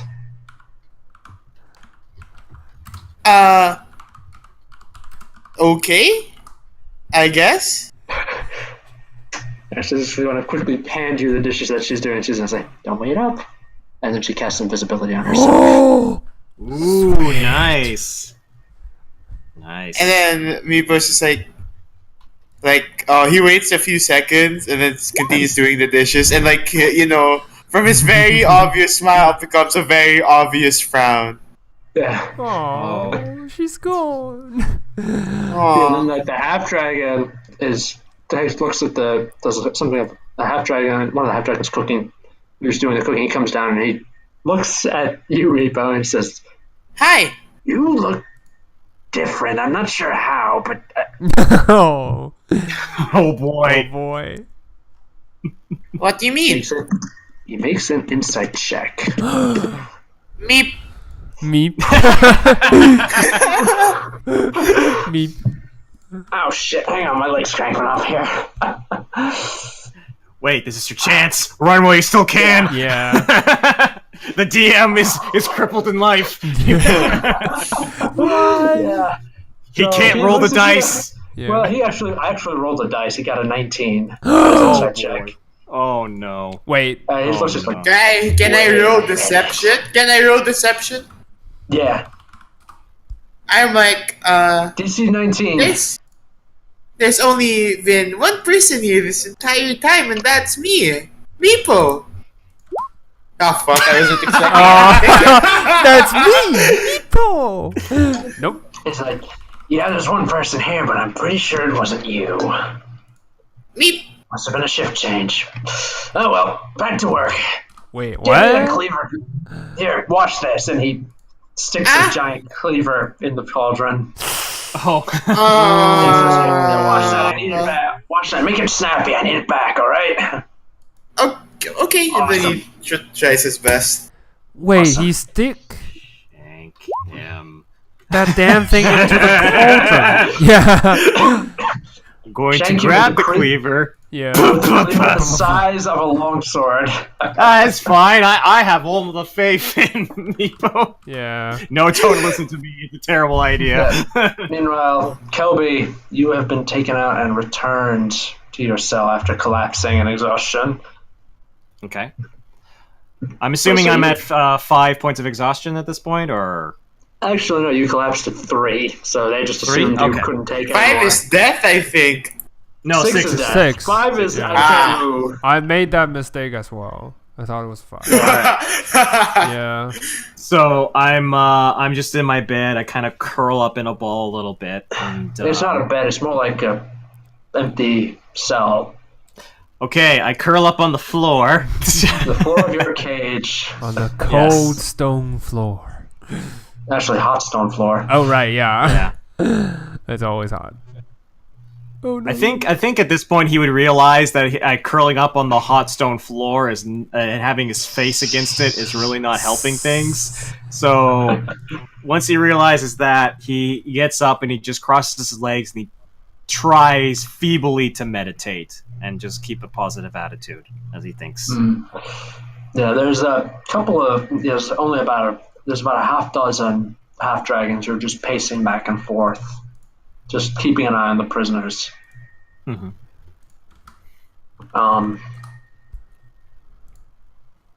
Otherwise, you're just alone. The cage next to you is actually inhabited by it looks like a tiefling and an elf. That's it. Otherwise, the other cages are empty. Are the tiefling and elf doing anything, or are they just kind of Yeah, sitting they're there? just kind of just like sitting on the floor, just exhausted. Yeah, probably everyone. I don't know. I'm trying to think. This is interesting because I'm trying to think how Kel would be in this prison scenario. But I think he'd probably be more quiet. I think it was just like he misses his friends and he's probably less sociable more than anything. So he's just trying to keep to himself at the moment. I think it's just that Kel is totally exhausted at this point. That's another reason, Yeah. right? Like he's just focused. He is keeping an eye, I guess, if they do anything. Of note. Now, the only thing that happens is, like, after about 30 minutes, a Dragonborn, who has apparently been beaten half to death, is dragged down by two more half dragons who open the cage door, lob him in, and then shut the cage behind him. Yes. What? You guys? My cage or somebody the else? cage next to the other cage, the one next to you. Ah, gotcha. Okay. And he just gets up. Oh, And sorry. he just looks at you. He catches your eye. Kelvin. He just nods.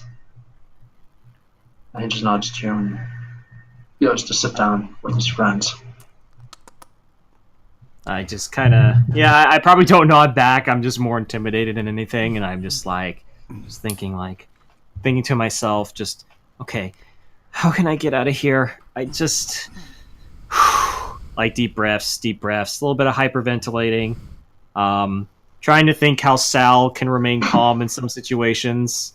Yeah. Realizing he he's didn't at all remain calm ever. Well, yeah, and Yeah. he's like, but if anything, he's probably really missing his friend Sal, and he's really missing Philo. Yeah. And And Meepo. Missing his Meepo. buddy Philo. Yeah. And Meepo. Well, Meepo, of course, but at least Meepo's in the prison with him. Like, Wait, is Meepo in the prison? yeah, Meepo's there. Yeah, Meepo. Yeah, Well, Meepo's we're just there. in He's different. just We're in the different kitchen. parts. Oh, okay. You Yeah, we're saw in different parts of the him prison. get taken into different parts. Yeah. No. I mean, Yeah. when you are staying inside the cell, I thought you Yeah. didn't see Meepo where he went after you No, guys been no. captured. Right. Yeah. So I'm just gonna focus. I'm just gonna meditate. Just think of my friends. Kind of keep the hope going as much as I can. Oh. Yep. Alright, so how long are you going to do that? Like, I'm trying to think. Well, I don't know, because like part of me is kind of like I'll probably do it for an hour. Let's do an hour. Why not? alright. Yeah, just so you know, all of you are wearing manacles on your ankles just to keep you from running. It reduces your speed down to 10 feet. Okay, so even though I'm exhausted, I'm going to be 10 feet of movement, correct? Yeah. Even if gotcha. you were somehow at full strength, as long as you're wearing those manacles, you can only move 10 feet each round. Okay, so I actually have 5 feet of movement then. Gotcha. No, you have 10 feet. That. All right. Well, after about an hour of meditating, Hmm. this fat fire giant who looks like an adolescent comes just waddling in. Okay, I'll go to the bars and see what's going on. He comes waddling in. He goes up to you, Kelby, Oh and boy. he just pokes you through the bars with a fat finger. Yes. He pokes you like in the chest. And this guy, he's as big as an ogre. Just to give you an idea of his size.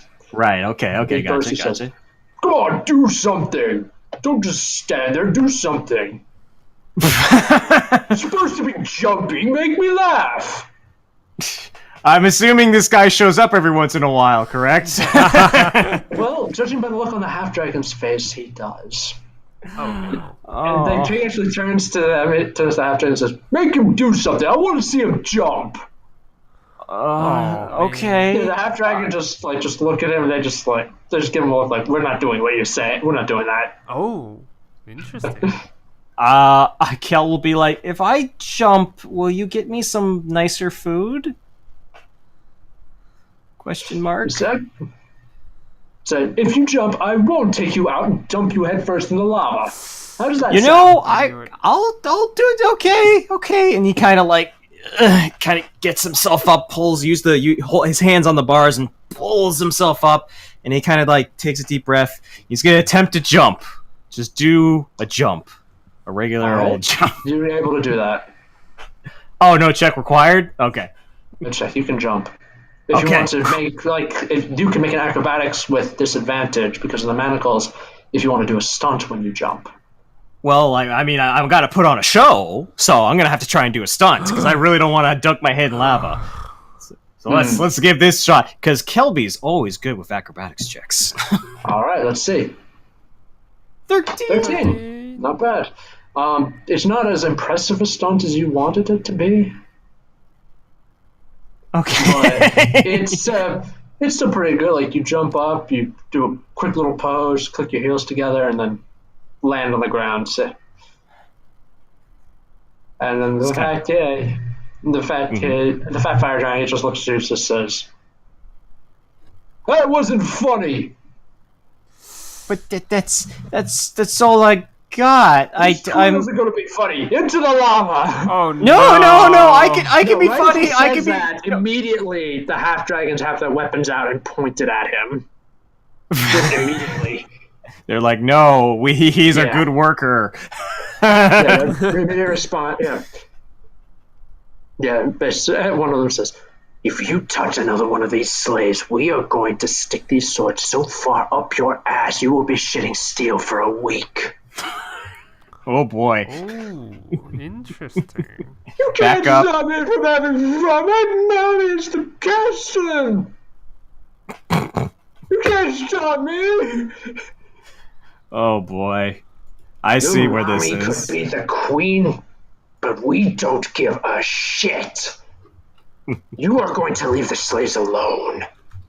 Huh. I'm telling!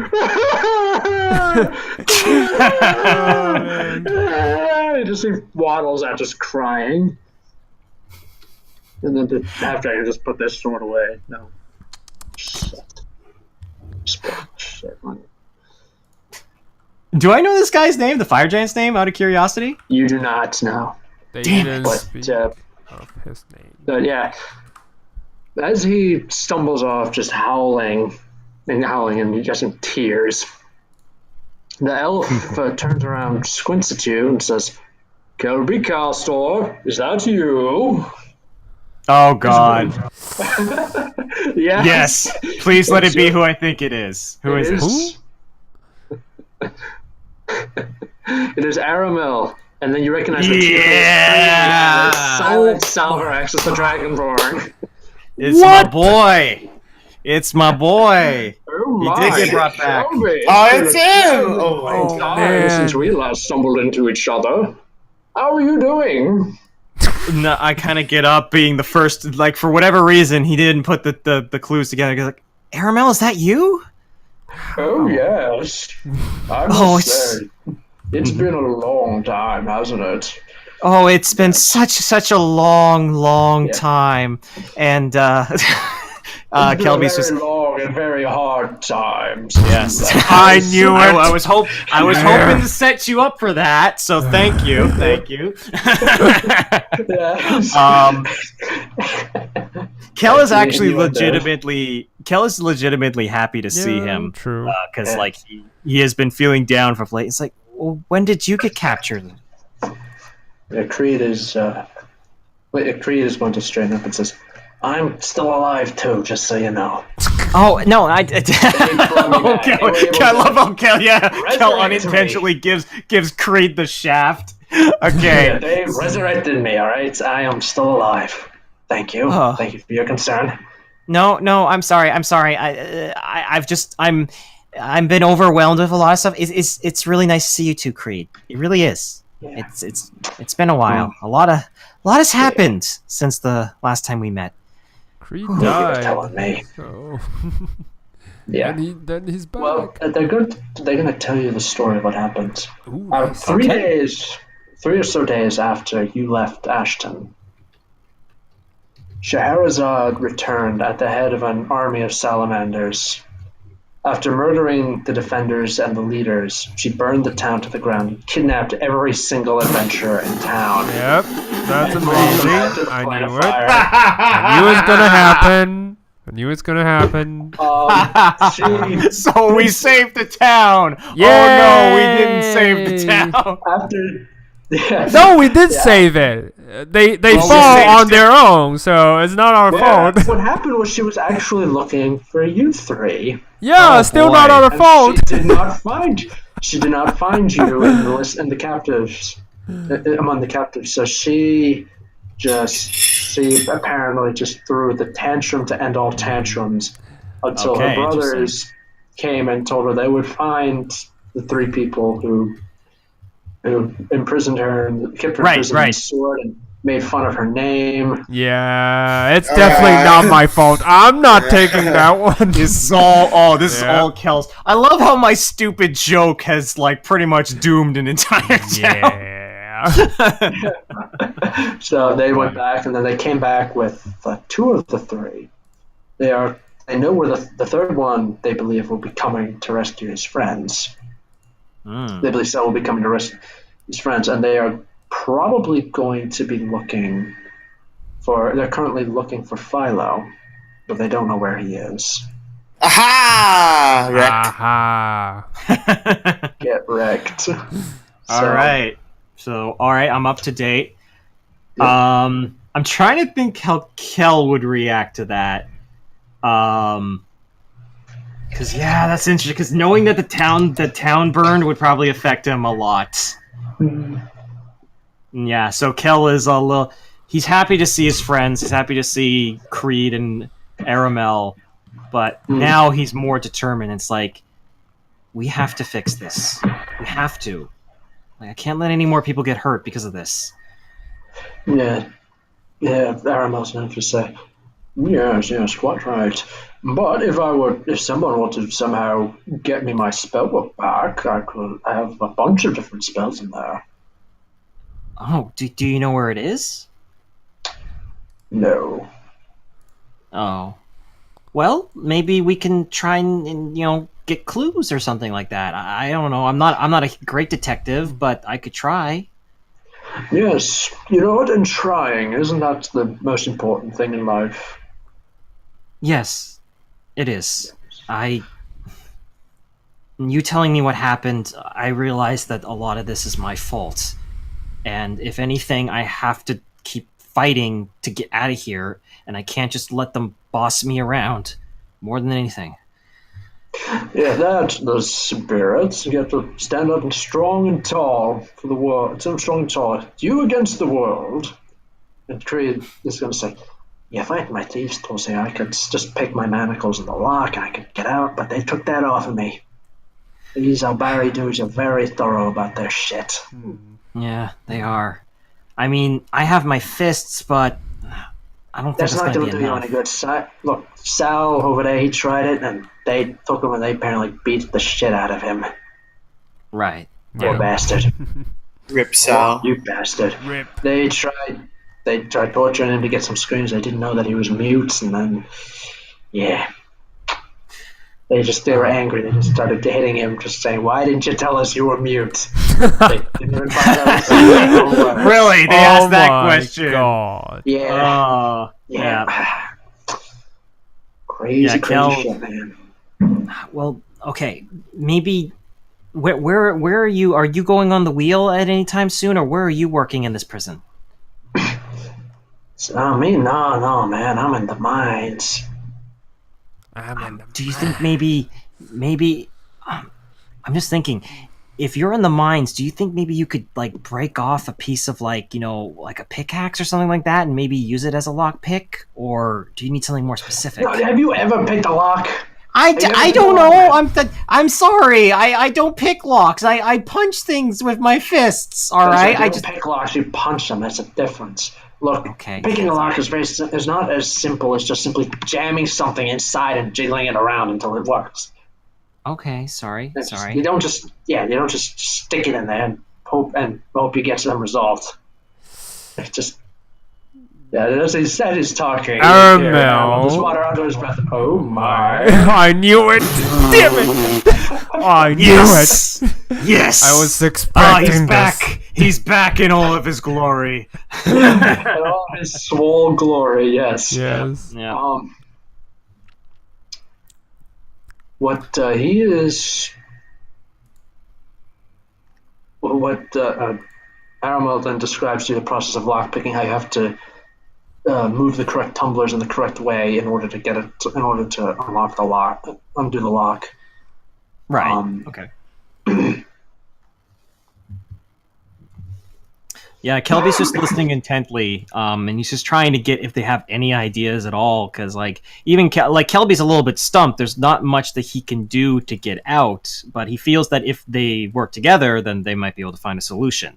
It's just he doesn't know what he can do to help. Yeah. Like, well, I'm on the wheel pretty much every day. I don't know if I could maybe sneak off and try and get something. They're keeping an eye on me, obviously. Yeah, keep an eye. Look, you could probably ask them for I don't know, like a change in shit. They got a whole bunch of shit that needs to be done, like mining. They got cleaning, a bucket chain. Maybe cleaning. Maybe I could find something like maybe. Because here's my question: if I got you maybe some metals or something like that, do you think you could make a lockpick? You just maybe. I don't know. I'm basically going to be remaking it from memory, you know what I mean? Yeah, I know, but maybe if I did cleaning and I could get like maybe some small, like something, obviously not a lockpick, but maybe something small and like metallic, and we could whittle it down to work or function like a lockpick. That might be possible. Maybe. Then you see, like, just floating into the cage, like floating, like literally just floating, is a ring of keys. Not actually, not even keys, like lockpicks. It's Creed's lockpicks. It just like floats in there, just plops on the ground in front of him. Was that you, Aramel? I was like, oh my, no, it wasn't me. Oh man. Sal, was that you? Sal shakes his head. Mysterious stranger? Thank you. As I look at the... Oh, sorry, yeah. You hear a voice in your ear, Kelby, saying, I'm gonna get that compass. Oh, you motherfucker. Yeah, oh my god, it's Three Tooth. Just Creed quickly hides the lockpicks from the guards and it's just, okay, yeah, now things are getting good. Wow. I never thought I'd see this many people from our past show up in the same spot. Huh. Alright, yeah. Alright, so let us leave the realm of fire and travel back to the natural world and go northwards. Ooh, northwards! Yeah, into the swamps of the Reach. Nice. Yeah, let's go! Let's do it! We're back in the Reach! Yeah. We're back in the Reach. So while you guys get ready for the existential horror that you will be encountering, I'm going to go refill my water. I'll be back in a moment. I will change my profile picture accordingly. There we go. Wait, you're still missing from roll 20. No, I left. I have to leave to do that. Oh, okay. That's the thing. I'm so like, what the hell is Viral doing? Like, I'm so caught up in that. Like, yeah. I have some ideas that I could propose to Falcon. Well, it's interesting because it's interesting because like that. There's so many different possibilities of what Vero could be doing at this point. I have some ideas of what maybe he might have been doing with some of the information that I got from Alexander. Okay. But we'll have to see. I'm just more curious. What is Philo doing? I trust Vero will find his way, but we haven't heard from Philo for like ages, so I'm actually curious. Well, it's funny because I think it's more like when Philo's ready to return to us, like he's probably going to return. Probably. I'm not gonna lie. I'm as a player, I'm saving a lot of stuff that what Kelby is going to want to do when Philo returns. Oh, okay. Like there is a big thing that Kelby's gonna want to do when Philo returns. Because I remember last session he got a lot of information that made things kind of made him question what certain people have been telling him. So that will be an interesting conversation to have when Philo returns. But I want to have that when he returns. We'll definitely see. Definitely excited. And then there's good old Roberta. Yeah. Ah, I'm just Man. at this point. I'm just knowing that something is bound to happen when we're trying to get out. I don't know if I hope I'm not annoying Falcon, because I felt like when I was in the prison he was expecting me to do something, and I was like, I don't know what you want me to do, man. I'm sorry. I mean, what would you do? I mean, like, Yeah, I think Well, there it's isn't much kind of options. it's kind of the problem where it's like in the prison scenario, it's like I don't know what I viably can do. Because it's like being in a prison is like the whole point of being in a prison is that you are limited to what you can do because you're in a prison, right? If we were just on a basic adventure, there'd be tons of different things I could probably get killed to do. But but I wanted what's this, Meepo to steal some food, and if we're in the same cell, give them to you. But like that. I could see that was what you're trying to do, and I was like, oh, that would have been cool. But hey, you got 3 Tooth back. That's awesome. Yeah, that's Let's go. good. I swear, Meepo will get his girl.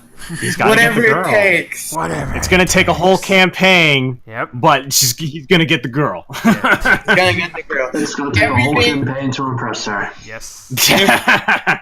If there is something similar with all the characters Justin is in, he always gets the girl with his PCs. Nice. Yeah.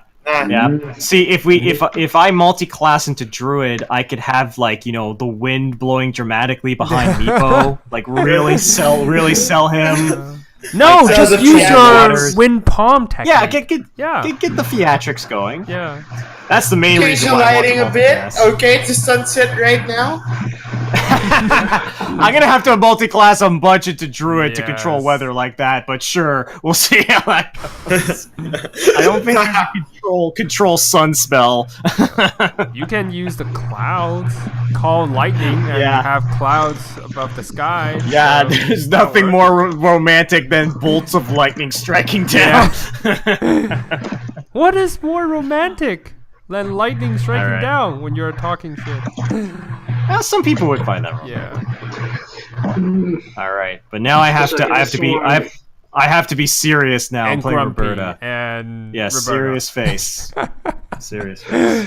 Alright, yeah. All right. Alright. So, you have just waited. It's still night in the Reach. To put, give you a sense of time, like compare but for the A team and the B team. Just to give you a sense of time, this is the same night that the A team was attending the circus for the first time. Oh, wow, that's way back. Wow. Interesting. Okay, Just to give interesting. you a sense of time. Okay. So as I recall, you guys just saw something extremely horrifying, and you are going back to where you put your horses. Yeah. We're Nario basically gave you- not running, but more like I think we avoid Get the their hell outta attention. here. Yeah, and then get. I think out. what Roberta would have told the party is say, because she's a little bit more experienced with this, is that she would have said to Mana and sorry, can you change your display name, Robin? Just because I'm trying to remember sorry. your character's name. Okay. Cadence. Cadence. Yes. Probably talking to Mana and Cadence and saying like, look, this is way beyond anything we could have possibly imagined. We need to report this. Oops. We need to be better prepared to handle this. Right now, we are not prepared to handle this. And Mana just says, well, We are I mean, already we're just running, here. Yeah, I mean, like, Mana just says, well, we're not here to handle it. We're here to Investigate. information. Yeah, and I think we got that, right? Yep. And did. that's So- why we're running. We're getting away. So let's go. Yep. All right, let's get the horses. I'm assuming the problem is that the horses are back at their camp, right? We Yes, didn't but put the the horses camp is- inside the camp. Remember, we put it separately inside a small area that we said we're gonna set camp. It's still inside the village per se, but It's in a separate It's not area. inside the walls. Yes. It's in a separate area outside, yeah. Yes. Okay. So yeah, We just need to move fast. We are quietly, yet as fast as we can, going towards that location. Yeah, that's it. Alright. Emphasis on stealth. Yep. Yeah, stealth. In that case, I would like you to make stealth checks, all of you. All right. Okay. Come on, first Oh, roll. God. Come on. 9. good. Terrible. Stealth? Yep. That's I rolled bad. a 2. Okay, mana rolled pretty decent. Yep. Thank God. Terrible. Yep. Alright. Yeah, 1 second. At the camp, when you get to where your horses are, Mhm. well, you know they're set. Actually, no, you all did. Everyone except for Cadence did fine. Yeah. As you get close to your horses, Cadence accidentally steps, On just a puts his twig. left foot in not a twig, in a seemingly bottomless thing of mud, and Okay. he can't help but give out this yell of surprise. Urgh. And from where your horses are, you hear someone say, "What? Who's there? Someone's there." I grab Cadence and cover his mouth. All right. I cast minor illusion, and then I cast on the far end, 30 feet away from us, like a illusionary kind of small sound. Sorry, not illusionary sound. Like the sound of like kind of what's it called? Wrestling? Yeah, like a wisp, like a small, medium cries, like ah, like away from our direction, so that people will. Make a deception check. Without giving you advantage. All right, cool. Okay. Deception. I got a 0, but 15. Let's go. Nice. Nice. Yep. Alright. Minor illusion. Make an insight check, Yeah. and then one of them, and then you're gonna hear, First came from there, now it's coming from over there. Wait, what? Came from here. He's thinking. He's thinking. Yeah, his I thinking have was my his sound. crossbow. I have Jaeger loaded, by the way. All right. Okay, yeah. Alright, let's check that one out first, then we'll go check the other one. Right here. And then you hear, like, crashing through the swamp, the white-clad, you see up ahead, the white-clad enforcers from the Outsiders. They're not particularly heavily armed, they just have these huge maces with them. Oh Okay. god. They look like they could do some damage with those. So what are you going to do? We Are they heading towards us, or are they heading towards the sound that They're Cadence coming was towards making? you. wait. Fuck. Okay, fuck. They saw. Just through that, I that. think. He beat your deception check. Yeah, I know. But it's like, guys, you have to do something. I'm not. I think they know. Yeah, me too. Do you have anything? Do you have anything else? Maybe Cadence. What can you do? Like invisibility? Anything? I don't have invisibility, but I can maybe redirect them. Yeah. Okay, wait. I'm gonna try to do something. I think first of all, let's see if Mana can keep his cool. He kept it. He kept. Okay, he's gonna. Okay. Let me try something like what he just did. I'm gonna cast minor illusion, Alright. and in the same direction, instead of a scream, it's like a running sound, like of footsteps on the mud, like really fast. Alright, so you get to make another deception check with advantage. Nice. Come on, my boy Mana.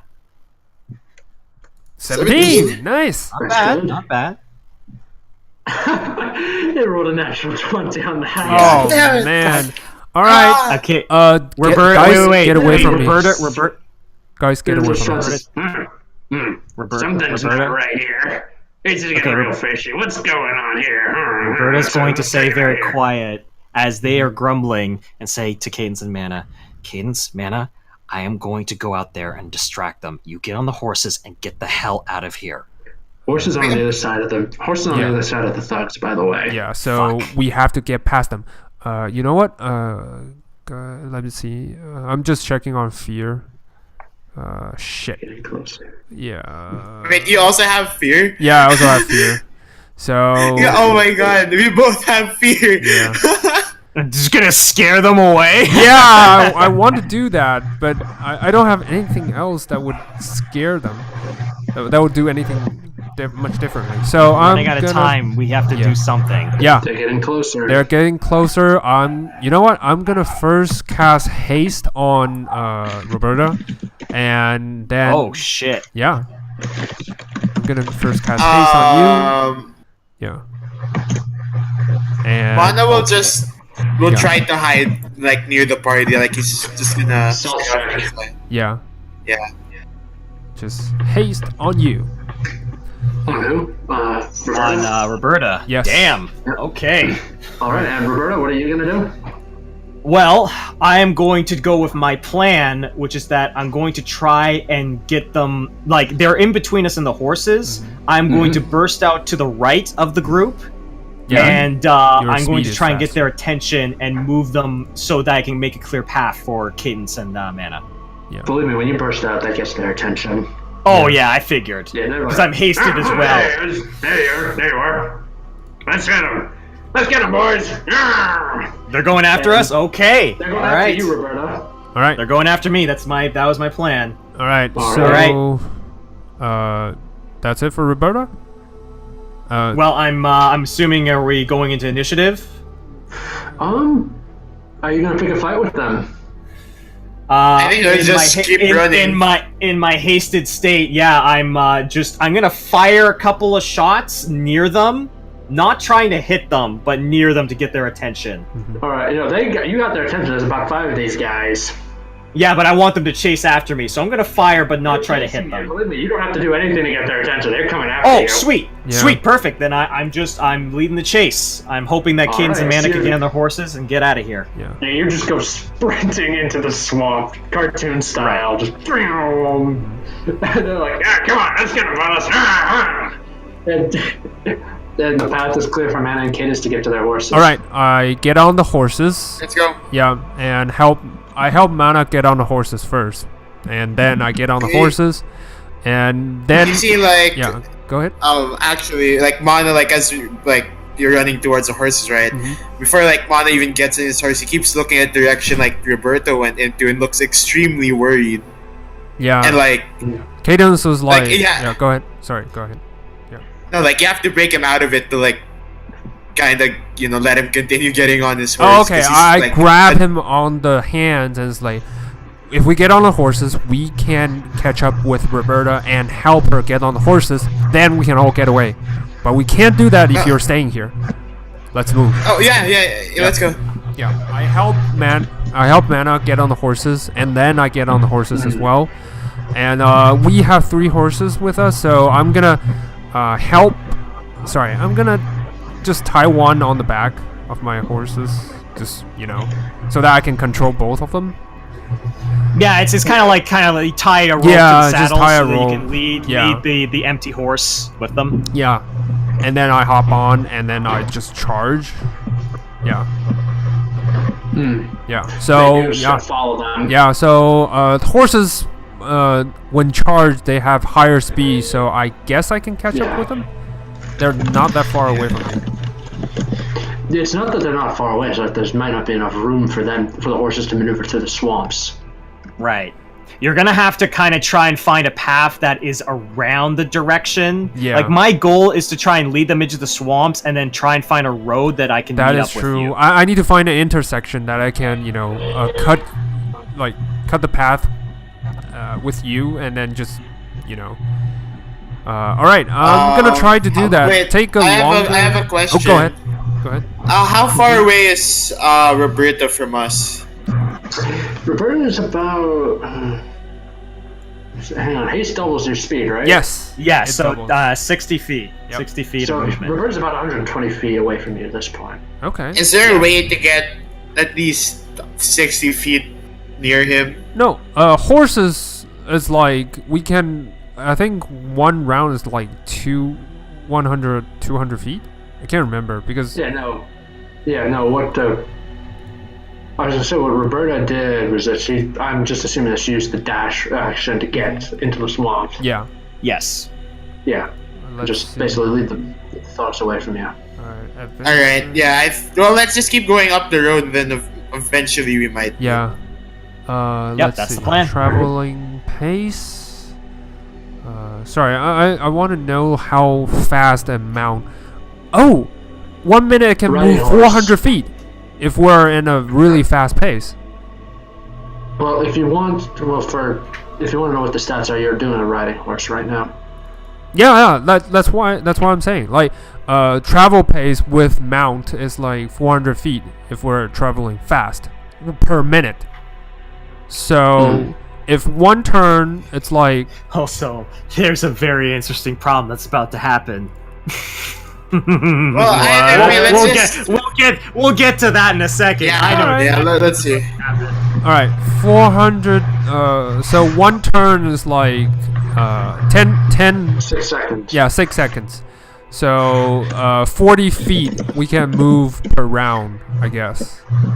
Yeah, basically. Yeah, so if that's only if we take the action. If we use our, if we full sprint, we can do 80 feet, right? I'm not too sure about how they calculate this here. Well, let. Just go. I think Just Falcon go, already go, has go. an idea. Let's go. All right, let's do it. I'm gonna just run, charge the horse as fast as we can, and take a slightly curved but safer path, so that we won't fall into the swamp. That's it. I would like for Cadence, Manica, and Roberta to all make survival checks. All right. All right. I can do that with advantage because of training. 11. All right. Oh no. my god. Fuck. Oh boy. 24. It's not Roberta's it. just dancing around through the swamp while listening to the thugs just blundering behind her. Cadence and Manical accidentally in the dark, especially in the dark. Yeah. They having a hard time. Well, They actually not for drive me. their But horses. I don't know the surroundings. Yeah, you don't know surroundings, and plus everything in the swamps looks the same. Yeah. So you accidentally go off the safe path and drive your horses right into the swamps. Shit. All of them? All of them. Just actually all of them. All of them, yeah. And I look towards Cadence and I'm like, do you need me to cast light? It's so dark. I cast. Okay, sure. You cast light. You cast light. I can't afford to lose concentration right now. I put light on like maybe on what do I have here? Do you I just pick up a random rock and hand it over to him. Yeah, I grab it, I cast light on it, and I hold it out. Yeah. Yeah. Oh yeah, the horses are right now up to their chest in the swamps. Shit. Can we get them up? Is that possible? You're gonna have to. Well, they're panicking. You're gonna have to direct them in their panic stage. That requires an animal handling check. Shit.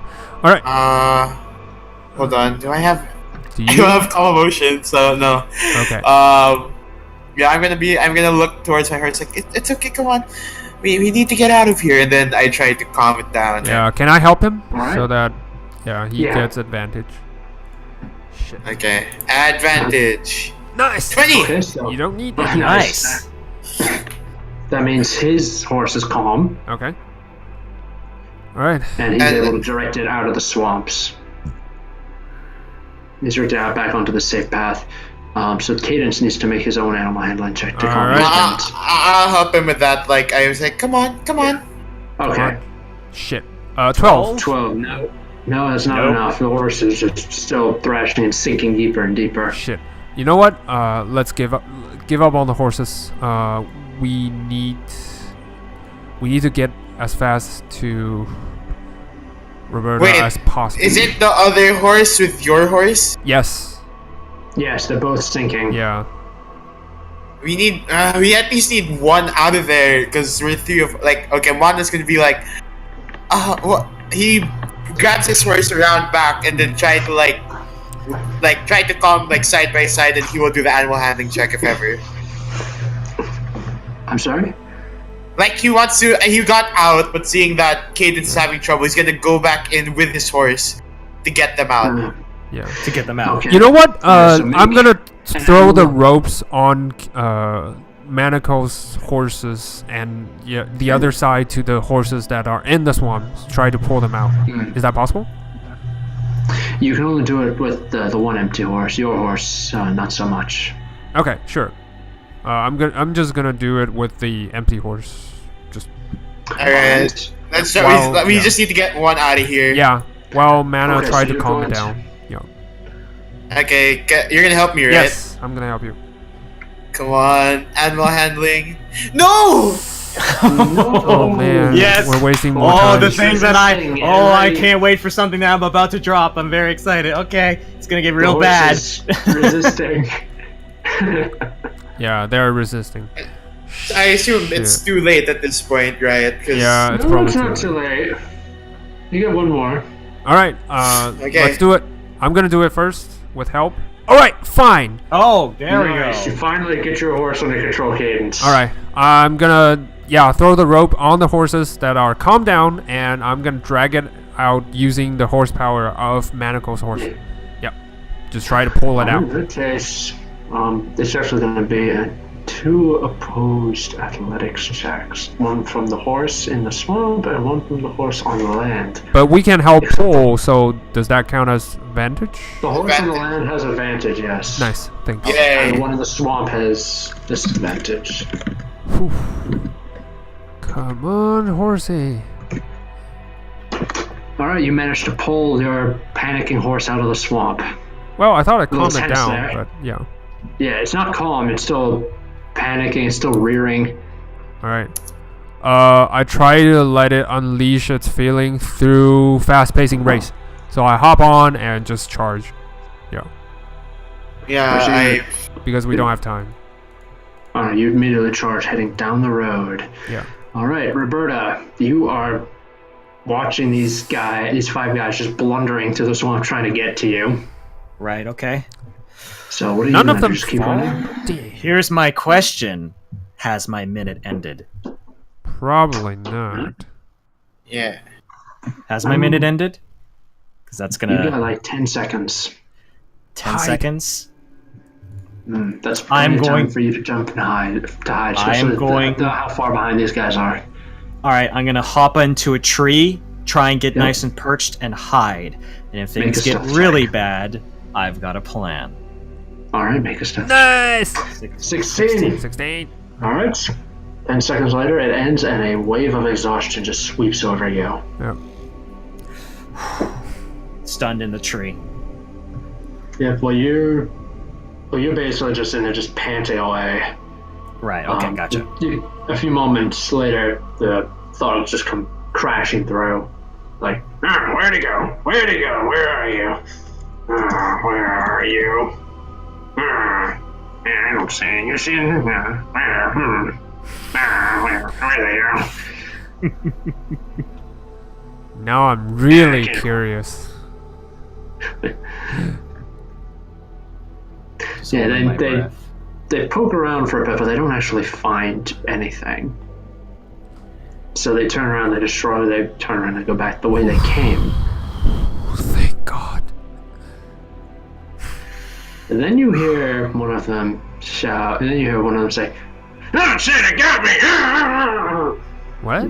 And then you hear like this sound. Oh god.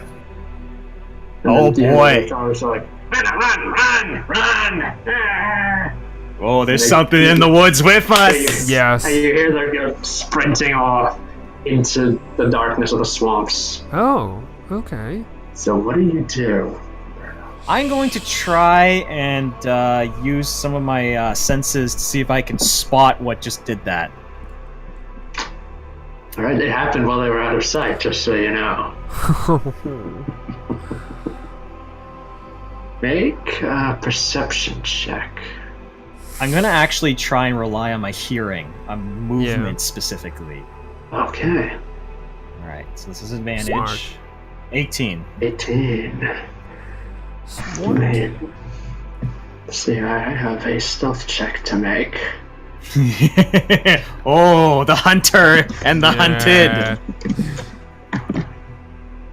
You hear something. You hear something in the woods. Just like...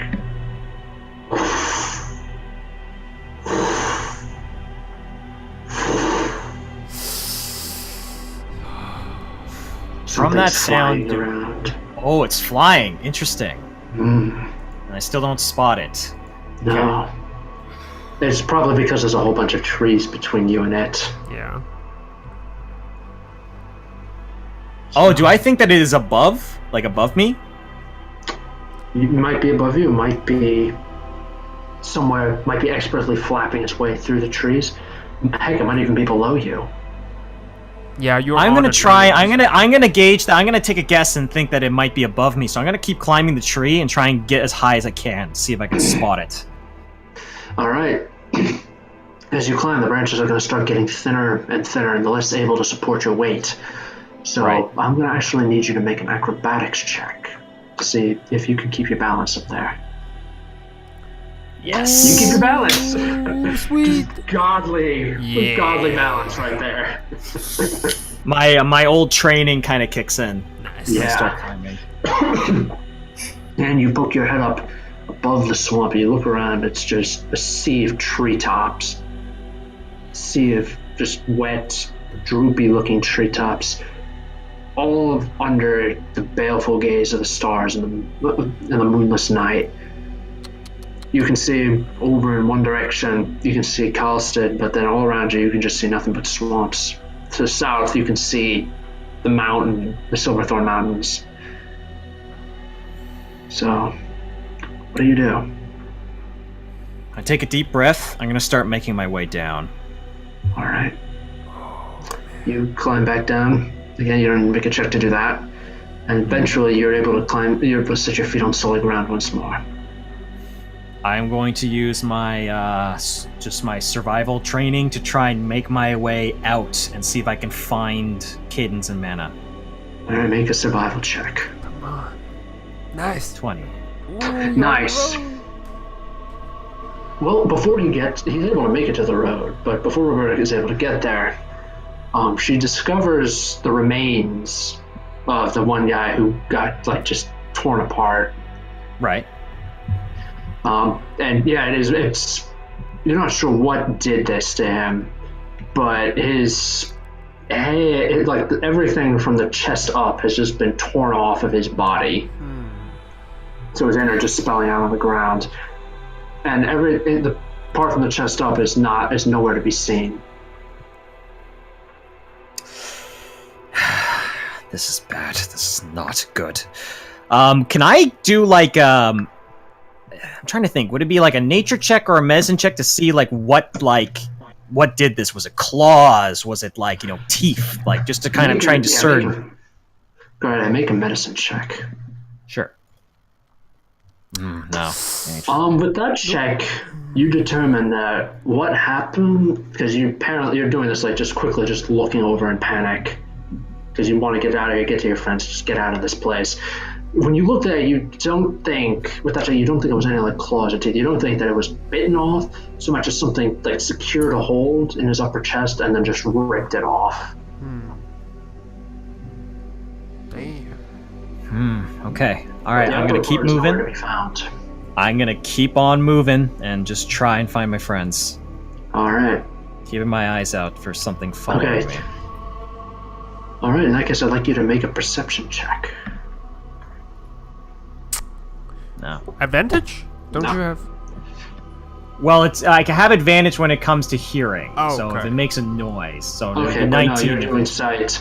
You This don't is sight. see anything out of the ordinary, but you do actually find like the tracks of your friends. It appears that they went headfirst into the swamp, and then they had to struggle pulling the horses out. Oh, so it went faster than hit then.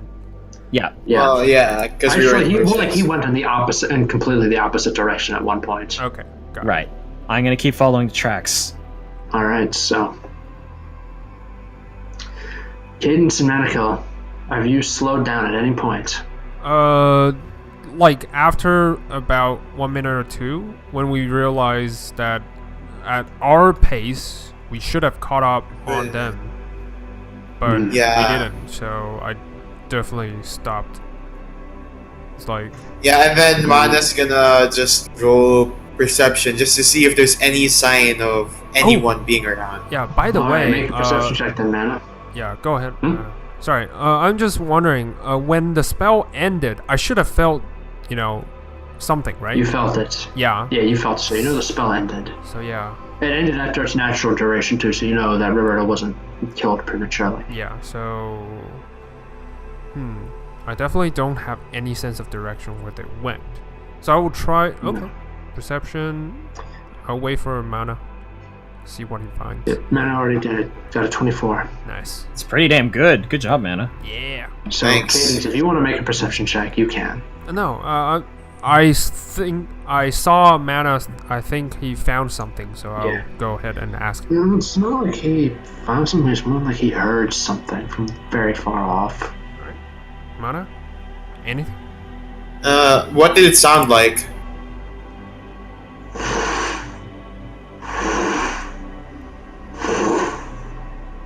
Very faint, but getting louder slowly.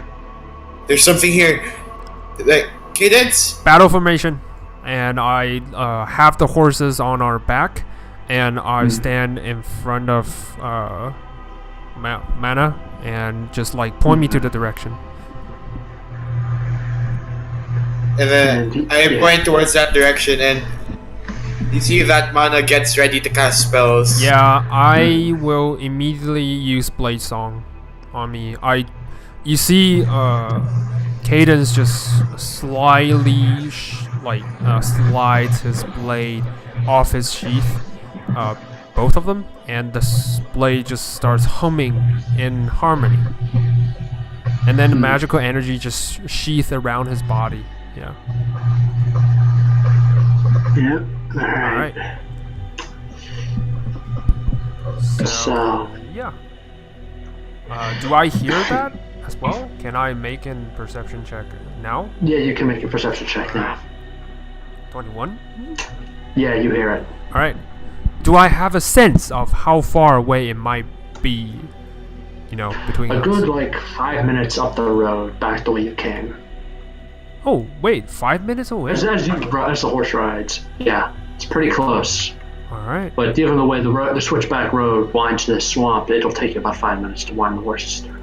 Alright. Alright, Roberta, I would like you to make a perception check now. You got it. Just sight, I'm assuming?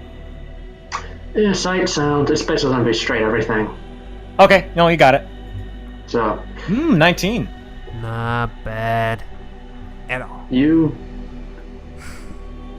It's right on top of you. Shit. Oh. Shit. I'm gonna start firing at the direction. Alright, you whatever look it is. up, you see you're not sure what it is, it's flat and just splayed out. But you can make an attack roll if you wish. Alright, I'm gonna attack it, I guess just once. 20. Nice. 20. That hits. Alright, 11 regular damage and 1 cold damage. Nice. Alright, you fire it up, you punch a hole clean through the thing. The arrow goes up and trails blood as it goes. The creature doesn't scream. It just makes a strange sound, just like.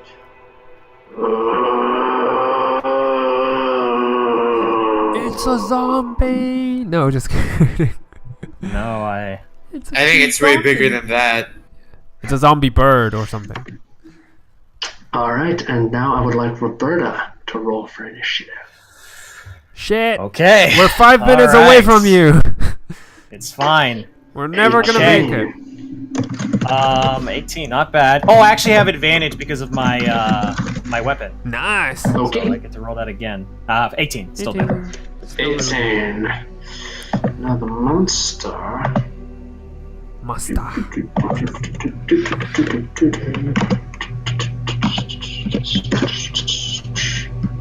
Rolled absolute shit. That's good for you. Your soldier training's coming in handy. Roberta, Alright. what do you do? Alright. I'm gonna fire twice, and I'm gonna keep following the tracks to see if I can regroup with my friends. All right. 28 to hit. 28 hits. All right, 9 points of damage. Second attack. The cold mist coming off of Jaeger, I point again and fire. That's gonna miss. 12, yeah, that misses. And then I'm going to use just my movement to keep following the tracks. 30 feet. Alright.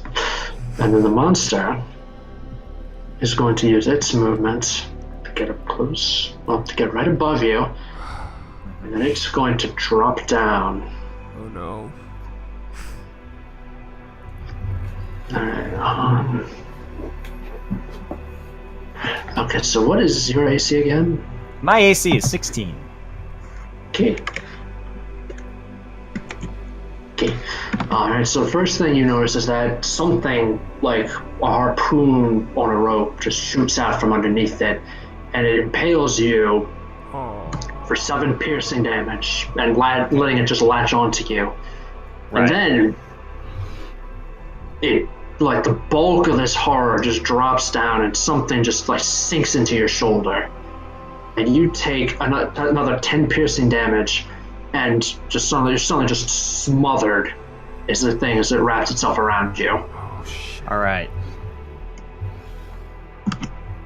It's your turn. Let me take a look at the stats here. Yeah, you are blinded and you are unable to breathe while this thing is wrapped around you like this. You can try to detach it if you like by making a strength check as an action. Athletics if you have it.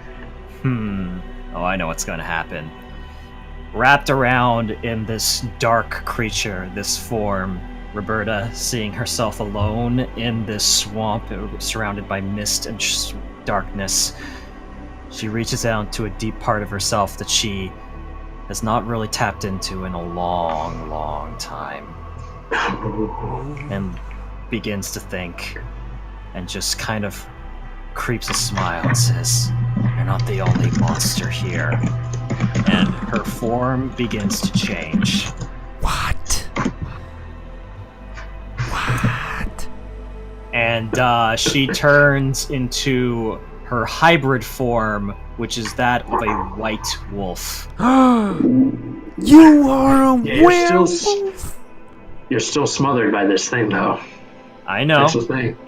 But I have become the beast. I have become the master. So, Alright, is that your action? I believe so.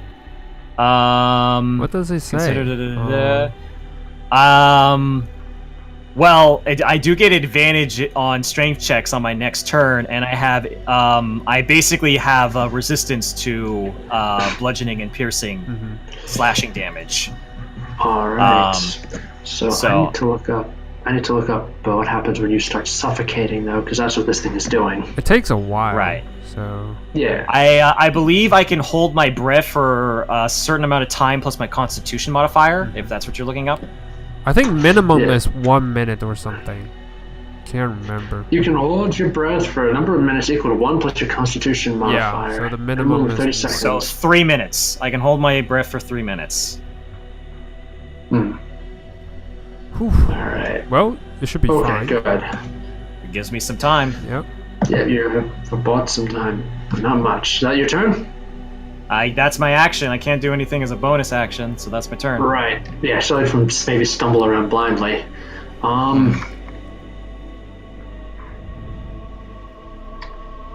me see what's it gonna do. Well, doesn't really have that much to do, so it is going to yank the harpoon out of you and then just stab at you again with it and then bite down even harder. Alright. My AC is 17 in my wolf hybrid form. Ooh. Okay, so the harpoon hits you again for another 7 piercing damage. So halved. Alright. And his bite actually has advantage while he's attached to you. Ouch. So that's another hit, and that's another 10 piercing damage. 5. Okay. But it's halved, right? Yeah, it's halved. I'm halving it. Alright. So Your Okay. move, Roberta. All right, I'm going to use an athletics check with advantage because of my hybrid form to try and break out. Go right ahead. Nice. 18. All right, you just like you push, you heave. If anyone had been there, they would have seen the black massless form of the creature that's around just start deforming as you push against it, and then you rip it off, and it takes a chunk of your furry shoulder away with you, but you manage to knock it off. And now Okay. you're facing this. You turn around, you can actually see this thing head on. It looks almost like a giant flying manta ray with a skull-like face. And it has no lips, just a mouth just lined with teeth. All right. And that's your action. So- what are you going to do? Well, that's my action. The interesting thing is that I believe if you've taken any damage, you must make a wisdom saving throw. So this is going to be where the fun begins. Well, you took damage last turn. Okay, That's so really I have good. control. I have control over my actions. So I did my action. I'm going to keep moving, following the tracks. All right. Do not, because I'm realizing that this thing is trying to capture me. At least I feel that's what Roberta's thinking. So I'm All going right, to so you basically, you sling Jaeger over your shoulder, and you get out on all fours, and you go right down the road. All right, this thing's going to start flapping after you on its right. turn. As it gets closer, Roberta, you can actually hear the sound of galloping hooves, and you realize that Cadence and Manical are coming this way. Oh, if that's the case, then I'm going to stand my ground, turn around. If I feel You like don't know they're how far nearby. away they are. You know Oh, this okay. thing is a switchback path. They can't actually just make a straight line. So I'm just they're saying that close. the moment I'm going to follow the sound of the hooves, but the moment that I feel like they're close enough, I'm going to turn around and fight this thing. Yeah. All right, so you turn around, and the monster's going to just swoop in again. All right, AC 17. Dun, dun, dun, dun, dun, dun, dun, dun, dun. All right, so it tries to actually. Hang on, what's the reach here? It tries to slash you with its tail, but Okay. it misses. Nice. And it flies over just kind of like a flyby bite. It tries to grab you with its mouth, but when you are able to, when you dodge that, it tilts its wings and starts to glide away, and you can make a opportunity attack against it if you so wish. Sure. Absolutely. That's a hit. Nice. 7 points of slashing 7. damage. Nice. All right, this monster is right now 10 feet above you, Roberta. What do you do?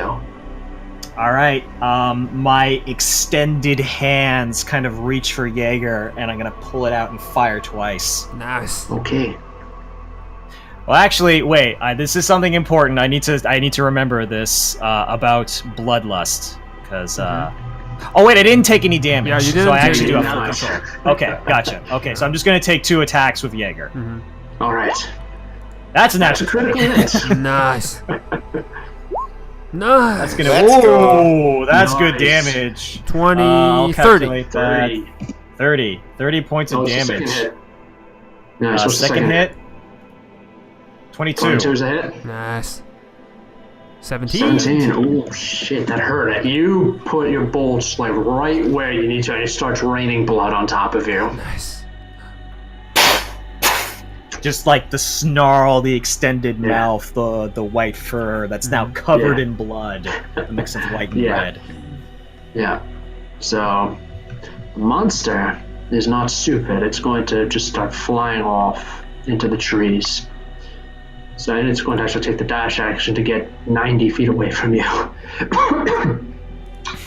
And in the trees, it's now 90 feet away from you in total. In the trees, it actually has cover against your attacks.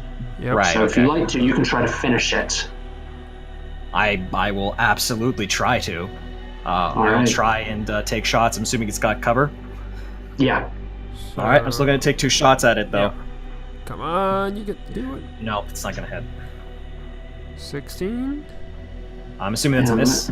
Sorry, let me check. Let me check. No, sorry, let Depends me check if it's the- like half or full cover. Yeah, then it's disadvantage, right?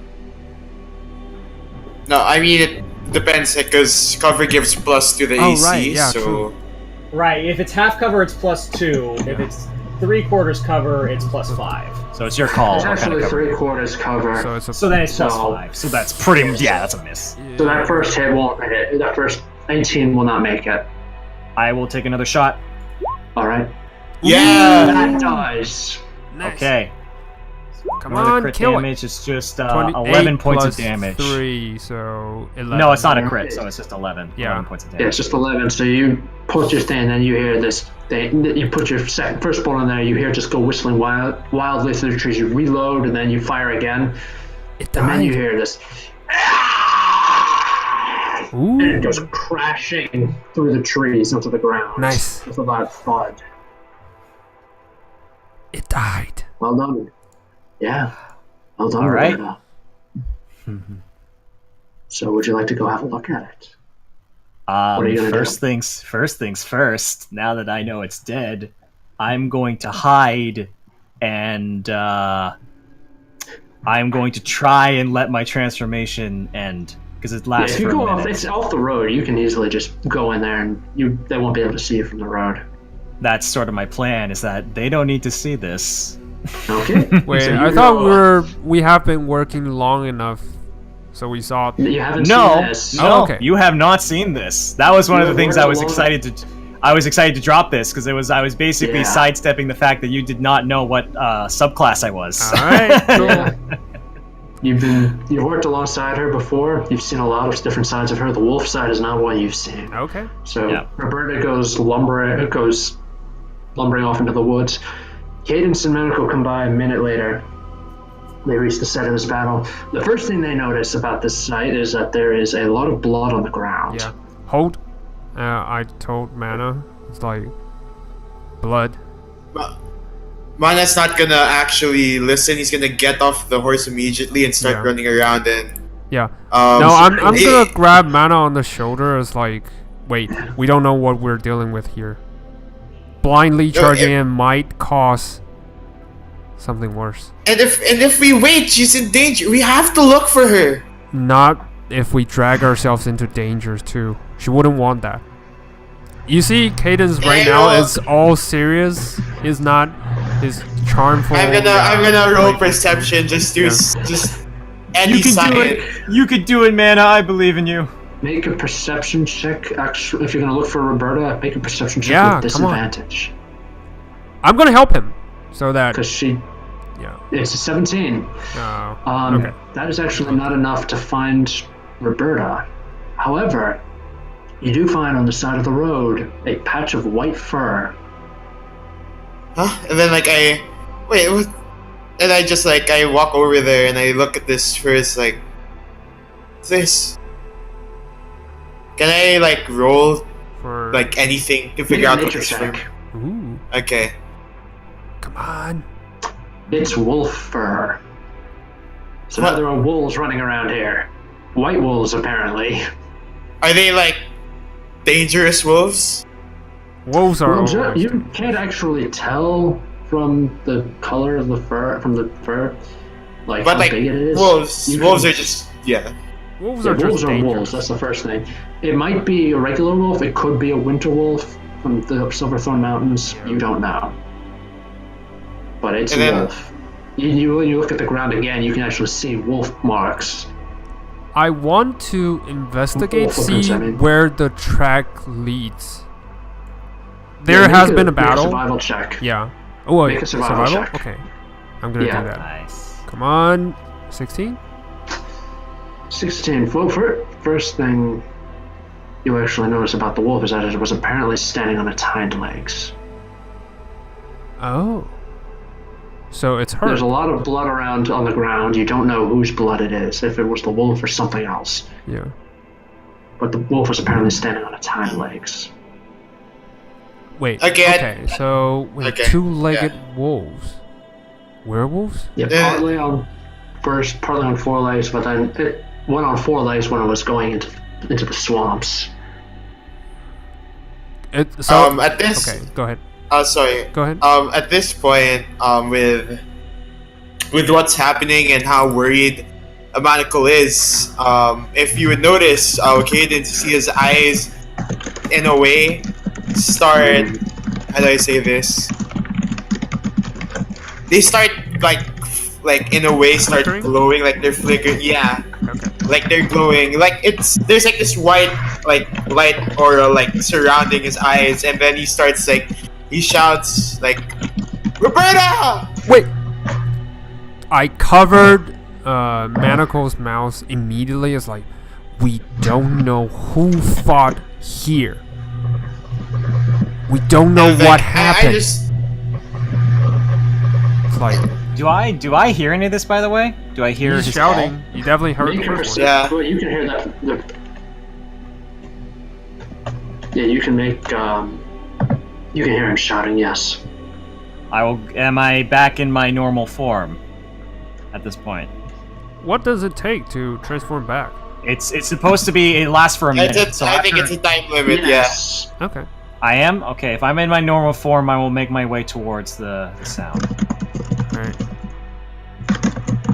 Alright. I cover Manos' Here. mouth until I make sure he won't scream again. And I was like, Okay. let's do it quietly.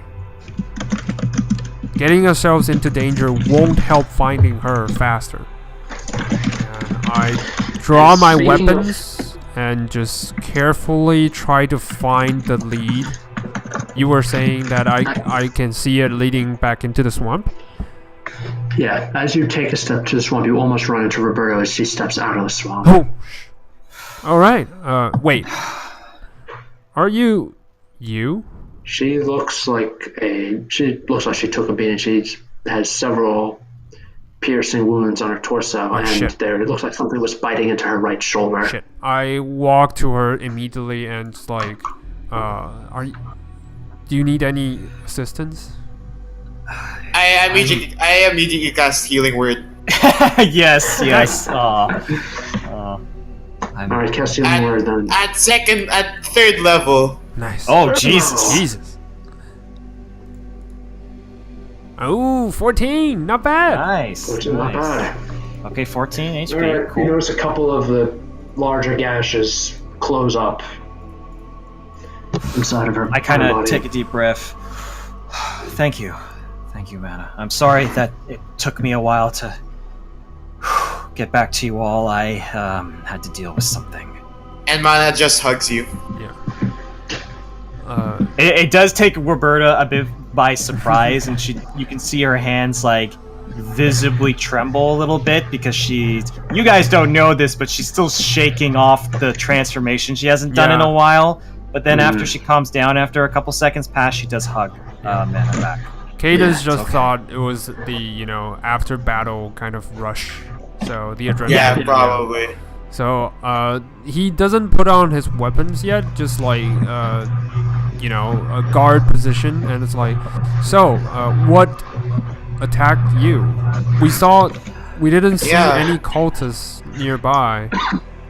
There was some manta ray. There was some manta thing that attacked me. It almost seemed like it was trying to take me away. Are they with I the don't know. cultists? Is it with the cultists? I don't think so. This thing attacked the cultists. I think this is another party entirely. Or just... Could it be wildlife? Like, distorted aberrations? I honestly don't know. I didn't really get a good look at it. We can go check out the body. It's around here somewhere. About wolves, I mean, there was fur around Yeah, here. we so saw I the was- fur. Yeah. Oh, that, yes. I was traveling and there was a wolf that I guess went rabid. I had to put it down. Okay. Well, Okay. if you put it down, Make a it's deception fine. check.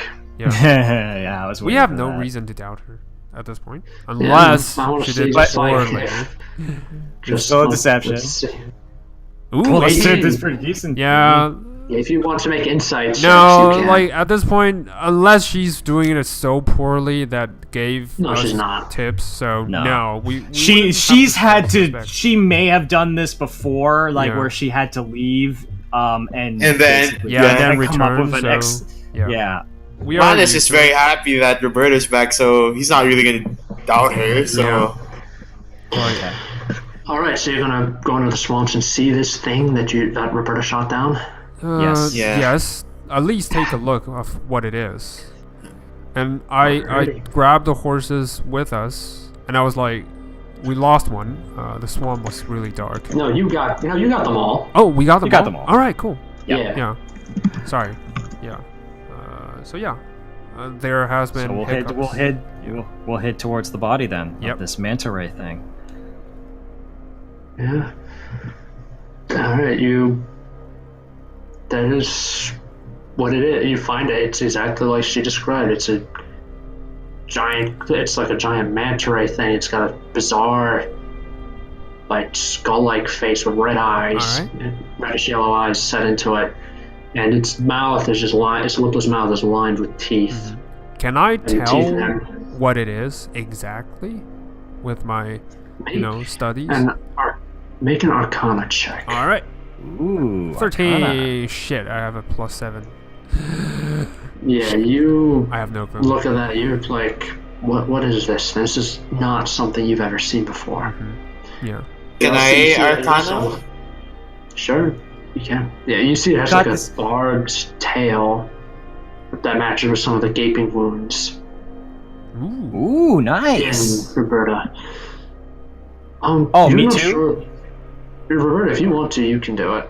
I mean, I don't have a good modifier. No. Alright, Roberta, as far as Roberta knows, is just some monster that shouldn't be. Manacle does not know quite what it is with the 18. However, he does see this resemblance to manta rays, like how manta rays have a dark top and a light bottom Yeah. to fool prey.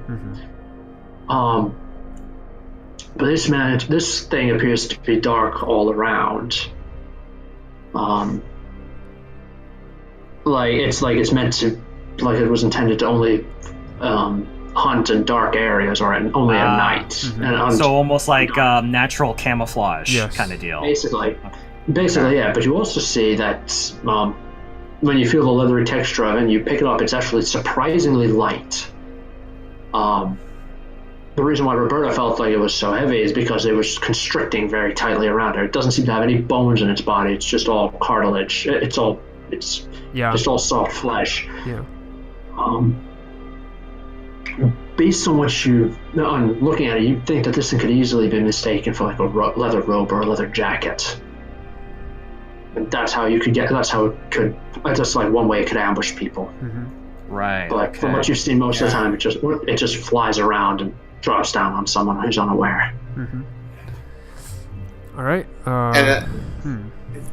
Yeah, it's just a manta ray that seems accustomed to this swamp. I think. Either way, I think we should go. Yeah. We don't know. We're just actually how- going to do something interesting. Go ahead. Um, You want to harvest it? this thing had a big skeletal head, right? Yeah, it looks like a skull, but when you feel it up, it actually doesn't seem to have any bones inside of it. Can I cut it off? Do you have a slashing implement like a knife? I have a dagger. That's going to be a long and messy job, but yes, you can. Do we? Because I want to take this back and maybe someone How from long? our adventuring group. Well, how long is it going to take? That's going to Yeah. It's going to take about like 20 minutes. Okay, if it's 20 minutes, I'm not going to do it. Probably not. Because it's more important You that we could- get well, the hell honestly- out of here.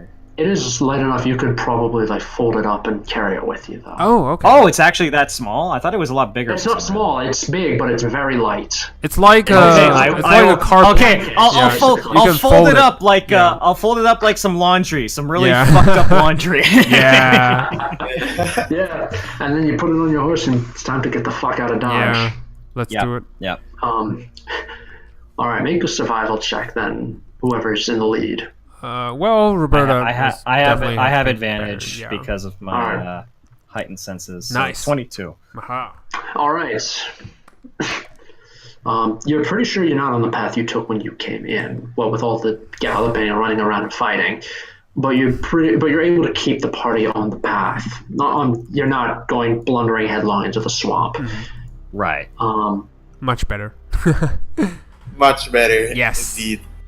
I know. Yeah. I'm not accustomed to the surroundings. All right.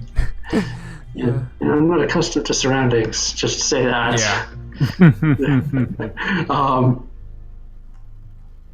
But as you go around, you eventually, Roberta, starts seeing signs that you're actually close to like a village almost.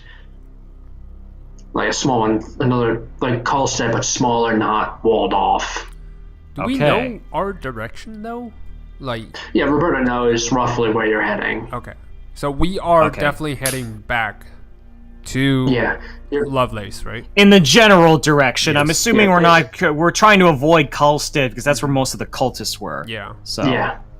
Okay. All right, but this you have to actually head towards them, closer towards the mountains, and then you're going to go to the northwest and go out, follow the mountains basically around. All right, Gotcha. Oh, by the way, how far have we been traveled? Like the rest of the night? Since we're trying to get as far away as right now your primary goal is distance. You want to get away from Kolstead, away from the fucked up cultists, away from all that. Mm-hmm. So how far have we, how far of the distance have we left behind us? As the crow flies, not much, but as the horse gallop, but on the ground, considering the switchback paths and the nature of the swamp, you've gone pretty far. All right, cool. Okay, we're good. That's good. Yeah. Yeah. All right, I just want to do, a little light scouting and find a safer spot for us to camp. Yeah. Well, there is the village. There is the village nearby. I want to go to the village. Yeah. I have tiny hut if ever you guys don't want to go to the village. Yeah, I don't want to go into the village or near the village just yet because we don't know what's waiting for us. We thought Kolstead was just, hidden. Why don't you two stay here with the horses? Let me scout ahead. Let me go into the village and see if it's safe. If it is, we can bring the horses in, and if it's not, don't go into the village just yet. Can you do a light scouting outside of the village? Just check. I can do that. Yes. Why don't you two stay here? Yes. And I'll scout ahead. Yeah, I'm gonna find a safer spot. Yeah. All right, I'm actually gonna scout out the village a little bit from a distance. Yeah. All right. So from what you can see outside, the village is empty and quiet. It doesn't, either everyone's asleep or it's been abandoned. You can't tell which. But there's nobody moving around from what you can see. I mean, you can make like a perception check to try to look closer. I'll try and make a perception check before I go back. Okay. Ooh. Oh, natural 20. Oh, nice. With a 22, you don't see or hear anything untoward, but you do catch the smell of blood in the air. And you're pretty sure it's not the pungent blood of the monster that's rolled up on the back of your horse. Do I see any corpses or that are in this town? You see lumps on the ground that could be corpses, but you don't know. They're inside the village square, it looks like. Good to know. I'm actually going to return to the group then. But yes, with that perception check, as far as you can tell, there's nothing in there that's moving. Okay. You basically will have the village to yourself if you go in. All right, I'm gonna annoy Cadence, and I'm actually gonna go into the town and properly check every nook and cranny before we try and take a nap. Yeah. All right, you go into the town. The town is not like built like normal fantasy houses.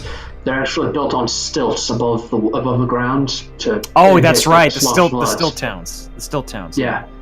They're made out of swamp wood with instead of like having the thatch is made from leaves and branches taken from the swamp rather than grass and hay. But right now it's a dry season, so the ground is still solid. It's not flooded. In the middle of the town, of this small town, you see that what looks like probably the entire populace of the village has been slaughtered and then arranged on the ground very carefully. You don't need to make a check to know that it looks like, from what you can tell, that they were killed by orcs. But what really puzzles you is the way they're arranged on the ground. You know the symbol. It's not. Typically, orcs like to do this in like a symbol for Grumsh as praise to their dark god. But this is more like a symbol of warning, like designed to protect something. Ooh. Symbol of warning. No, warding. Like Oh, protection. warding. Yeah. Warding. Like Okay, a magic sorry. word or something. Yeah, it was designed to like possibly be like some like kind of magic or something designed to protect the town or protect the orcs that had slaughtered the town. You're not sure. Knowing that this is probably this is a town that got slaughtered by orcs is very, very, it's affecting Roberta. Yeah, well, as far as you can tell, though, in the town is empty. So, aside from the bodies, you have the town to yourselves. All right, I'm going to return to the group. And you're going to tell them what you found? Yep. Okay. So there's a town of dead bodies that were killed by orcs who then rearranged the bodies to form some kind of protective symbol. I tell Cadence and Mana, I think what we should do is just go find one of the empty buildings. You could cast a tiny hut, right? Yes, you can. Yeah. Yes. Oh yeah, we thought you were still coming back. So No, yeah. he came back. All right, cool. Yeah, I came back. All right. So I tell them what I found, and I basically say we should go find one of the buildings.